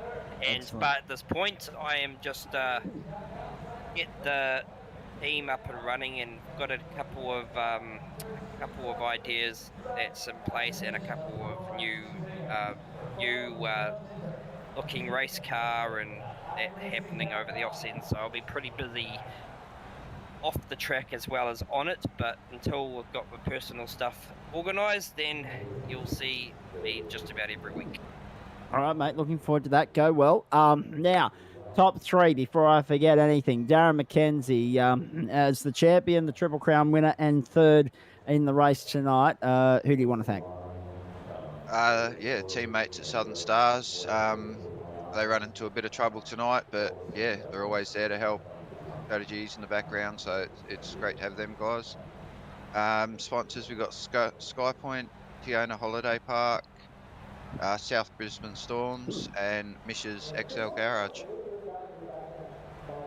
All right, nicely done, mate. Thank you again for all your the time you've given us post-race throughout the course of the season. We greatly appreciate that. Hayden Millington, take centre stage, please. Just wanted to thank Mark, for putting on the series this year. It's been amazing. It's a shame I haven't been able to get here as much as I'd love, but it's been fantastic. And you guys for putting on the broadcast, despite sometimes the races being less than dramatic. But, it's just been fantastic. And a special mention to Reese May, because giving me company all tonight, that was fantastic fun. All right, mate. Well done to you and Reese May, the winner. The SimShed 500, one of the jewels in the crown, your first win of the season, saving the best till last. Who do you want to thank? I'd like to thank the boys for running it, you boys for putting on the show. It's a good bit of fun when you have a good race. You can go back and watch it. I got no sponsors, mate. I just paint the crap out of my car to make it look scary, and that's about it. That actually might be the new comment of the night right there. Well done, boys. Thank you very much for that. Stick around if you like. I'm just going to do some little back and forth here with Matt and Mark before we wrap things up, because Mark Johansson, we've got a schedule to reveal for 2022. Yeah, most definitely, mate. So next year we're back in February with again another 35-week season. So there's I think there was 4 or 5 short tracks in that. There's both the Rovals are back, and we of course go to our standard. I think it's round 4 or 5. Our Rumble at the Glen. That always turns on some good racing. So that's the race calendar basically, and that goes right through to this time again next year. Again, we'll be running the Triple Crown. Bit of a change in tracks there. So that's going to be a turn up. And of course we've got our showstopper, which I'm proud to announce right now that Track Racer have come on board as a corporate sponsor for us, and will take over the naming rights of the Anzac Cup. Yep. The Triple Crown will be sponsored by again another new sponsor that's come on and going to pick up the silverware. Still in negotiations with them. The company name License Me. They do run courses for everything that you'd like to drive here on the Albury on the New South Wales Victorian border. So they are coming on board as the Triple Crown sponsor. Now the big one, or well, it's not the big one, but one of the big ones is that of course SimShed Broadcasting will be back as our broadcasting partner, and we hope to continue that for another 2 or 3 years with JP and you boys. Now the major sponsor for next year, and I know there's been a lot of whispers. The season will be known as the Custom Paints and Die Cast Australian Stock Car Championship next year. Our Jordan's come on board and is picking up the silverware and everything for there.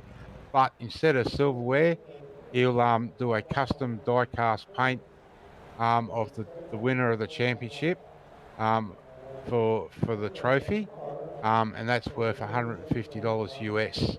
So that's a big one. He will also do a custom paint for the winner of the championship. Second and third place will receive a trophy and a custom paint by Jordan. They're a custom paint die cast.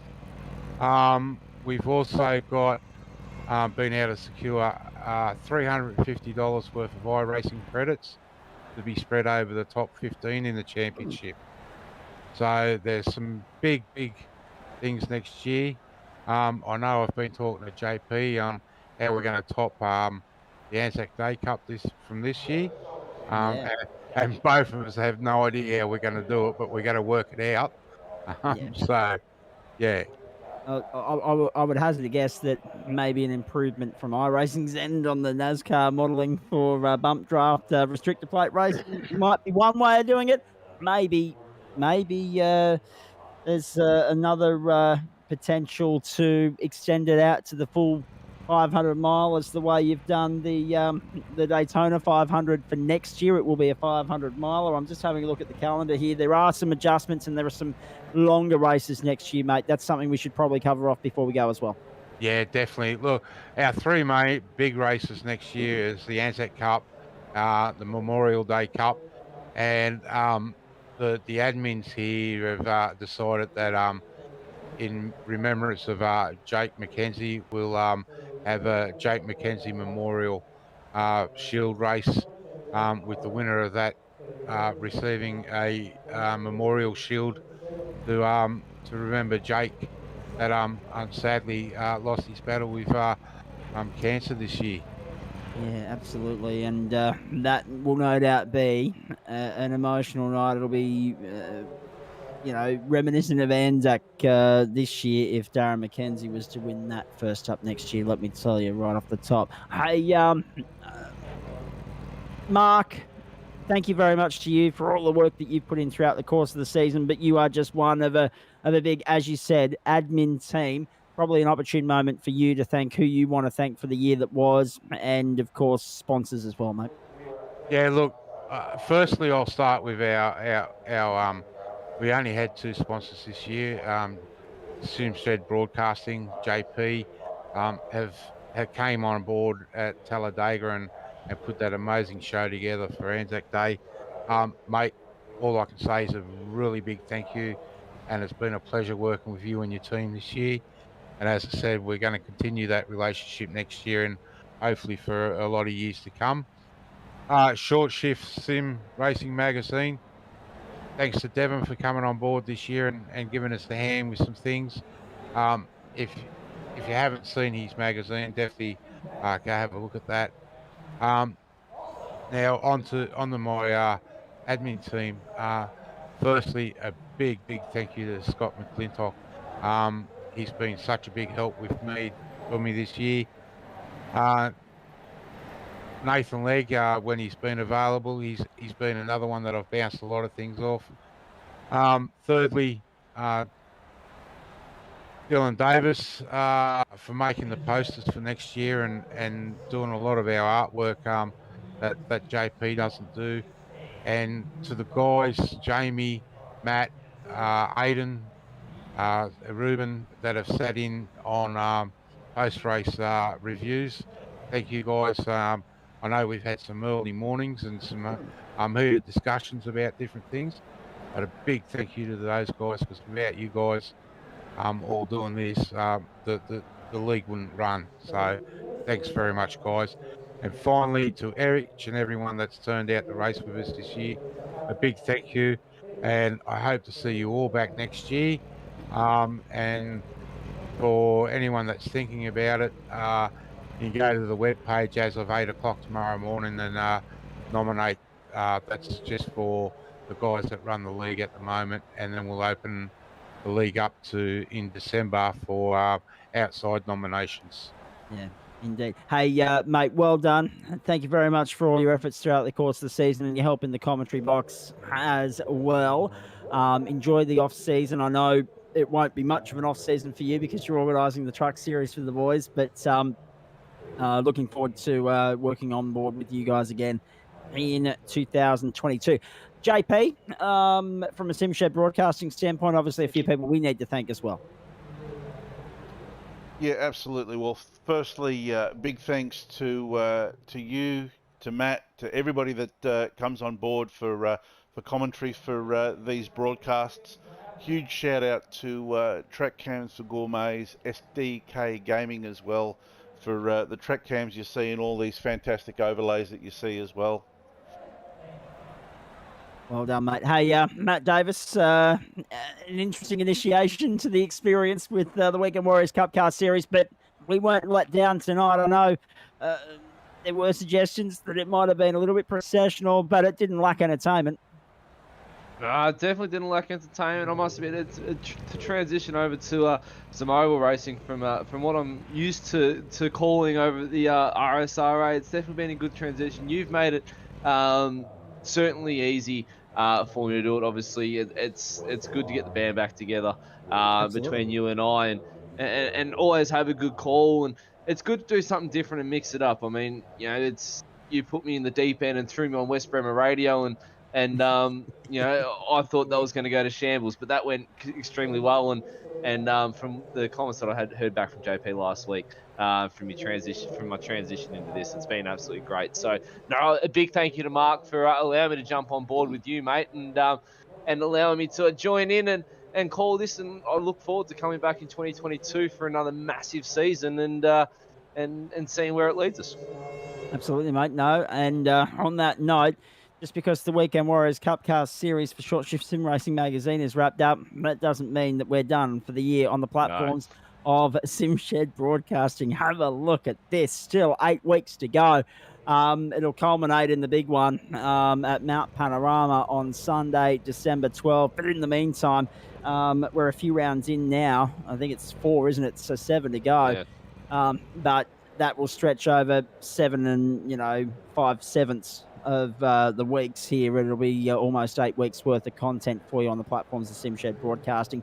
The RSRA Super Series for Goodyear Auto Carolina continues Tuesday night from 8:20 p.m. Australian Eastern Daylight Time from Kota West. I'm looking forward to that. And I believe that's your first enduro of the season on the Wednesday night, Matt Davis, from the same venue in the RSRA Super 2 E Series for DSL Welding.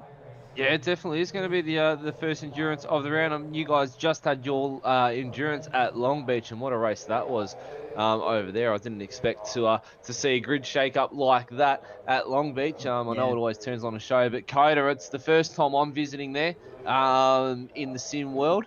I've turned a couple laps in a supercar around there. Quite a few, probably last year, I'd say, when the E Series was on and they were turning laps around there. So for the V8 supercars. But no, first time calling it there on Wednesday night. I'm looking forward to getting back into the seat. Unfortunately, I had to sit out last Wednesday nights due to work commitments on the night shift. Unfortunately, they come up here and there, but no, definitely looking to jump back in. Hopefully, Dean Reddit, if he is watching tonight, mate, can't wait to join back in with you, mate, and see what the boys on Wednesday nights do. I mean, he had an absolutely fantastic call as well without me, I must say. He might be putting me out of a job by the end of the season, Zach. I highly doubt that, but because 2's better than 1, as you know. But that's exactly right. At the same time, no, he did do a good job on Wednesday nights, so well done to Dean Reddit. That being said, can I just say, just quickly with regards to Kota, and I've said this about iRacing in the past as well, surely there is a little bit of room for fabrication, if you like, and a little bit of creativity. Kota is one of those circuits where they run into the night with sports car races and the like, but the track doesn't have permanent lighting. That is the next circuit in America I'd like to see with permanent lighting, because I reckon it'd just increase the spectacle of, be it supercars or insert category here, spectacle tenfold. But we'll debate that another day. Of course, the platforms of SimShed Broadcasting for the next 7 Tuesday nights, 6 Wednesday nights, and then, of course, a Sunday and a Saturday and a Sunday. We're going to do the weekend job in December. The only place to catch the RSRA Super Series and the Super 2 E Series, and we're looking forward to bringing all of that to you. Look at that, done and dusted by just before 10:30 for you, ladies and gentlemen. Of course, 8:20 Australian Eastern Daylight Time for those races. I think the Enduros, however, will be 7:50. So we've got an Enduro from the Interlagos circuit. 250 kilometers on the back of 200 last week, 250 kilometers not this week, next week when we go to Interlagos. We're in the middle of a 6-week swing at the moment, where 5 rounds are in the United States and just 1 round in Brazil. And then, of course, Donington Park, and then on to Bathurst qualifying on the Tuesday night, and then the top 10 shootout on the Saturday from 4:30 Eastern Daylight Time, and then on the Sunday 9 a.m. None of this 12 o'clock garbage. We're going to get stuck into it nice and early in the morning. 9 a.m. We'll be stuck into a big day in the office with the Goodyear Auto Carolina Bathurst 1000. So whilst the stock car season might be done, the action continues on the platforms of SimShed Broadcasting. We really hope you've enjoyed our Saturday night motorsport outings throughout season 2021 as much as we've enjoyed bringing them to you. It's been a variety of different people contributing to it from a vocal standpoint throughout the course of the season due to different commitments and availabilities and the like. But we've had fun whenever we've been here. We hope you have as well. They've delivered in spades, these guys, some real standout performers. And we've got our fingers crossed that all of them are back on deck to entertain us once again in 2022. It all gets underway, of course, on Saturday, February 26th, with the first round of the season from Michigan, the Apple Blossom 300. So we had the Apple Blossom last week. It's now been promoted up to the top end of town for the new season. So that'll be first up, then on to Las Vegas, Pocono, Kansas, and Watkins Glen. That's just the start And of course, the SimShed 500 will finish things off. It'll be 35 races in 37 weeks. It's going to be busy from the outset. In the meantime, we wish all the drivers, all the competitors, and all the admin crew at the Weekend Warriors Cup Car Series all the very best for Christmas and the new year. But we continue to invite those of you watching at home to join us on the platforms of SimShed Broadcasting when we go racing on a Tuesday night or a Wednesday night, depending upon where you are and which series you've been keeping an eye on. You should be keeping an eye on both if you can, because the stars of the Super 2E series will feature prominently when we get to Mount Panorama on Sunday, December 12. In the meantime, from all of us here, we hope you've enjoyed our coverage of the SimShed 500, won by Reese May, with some crafty work in the final 25 laps of the race. On behalf of Matt Davis, Mark Johansson, JP, and the entire crew, I'm Zach Caban. Have a great night, everybody. We'll see you next time. Bye for now.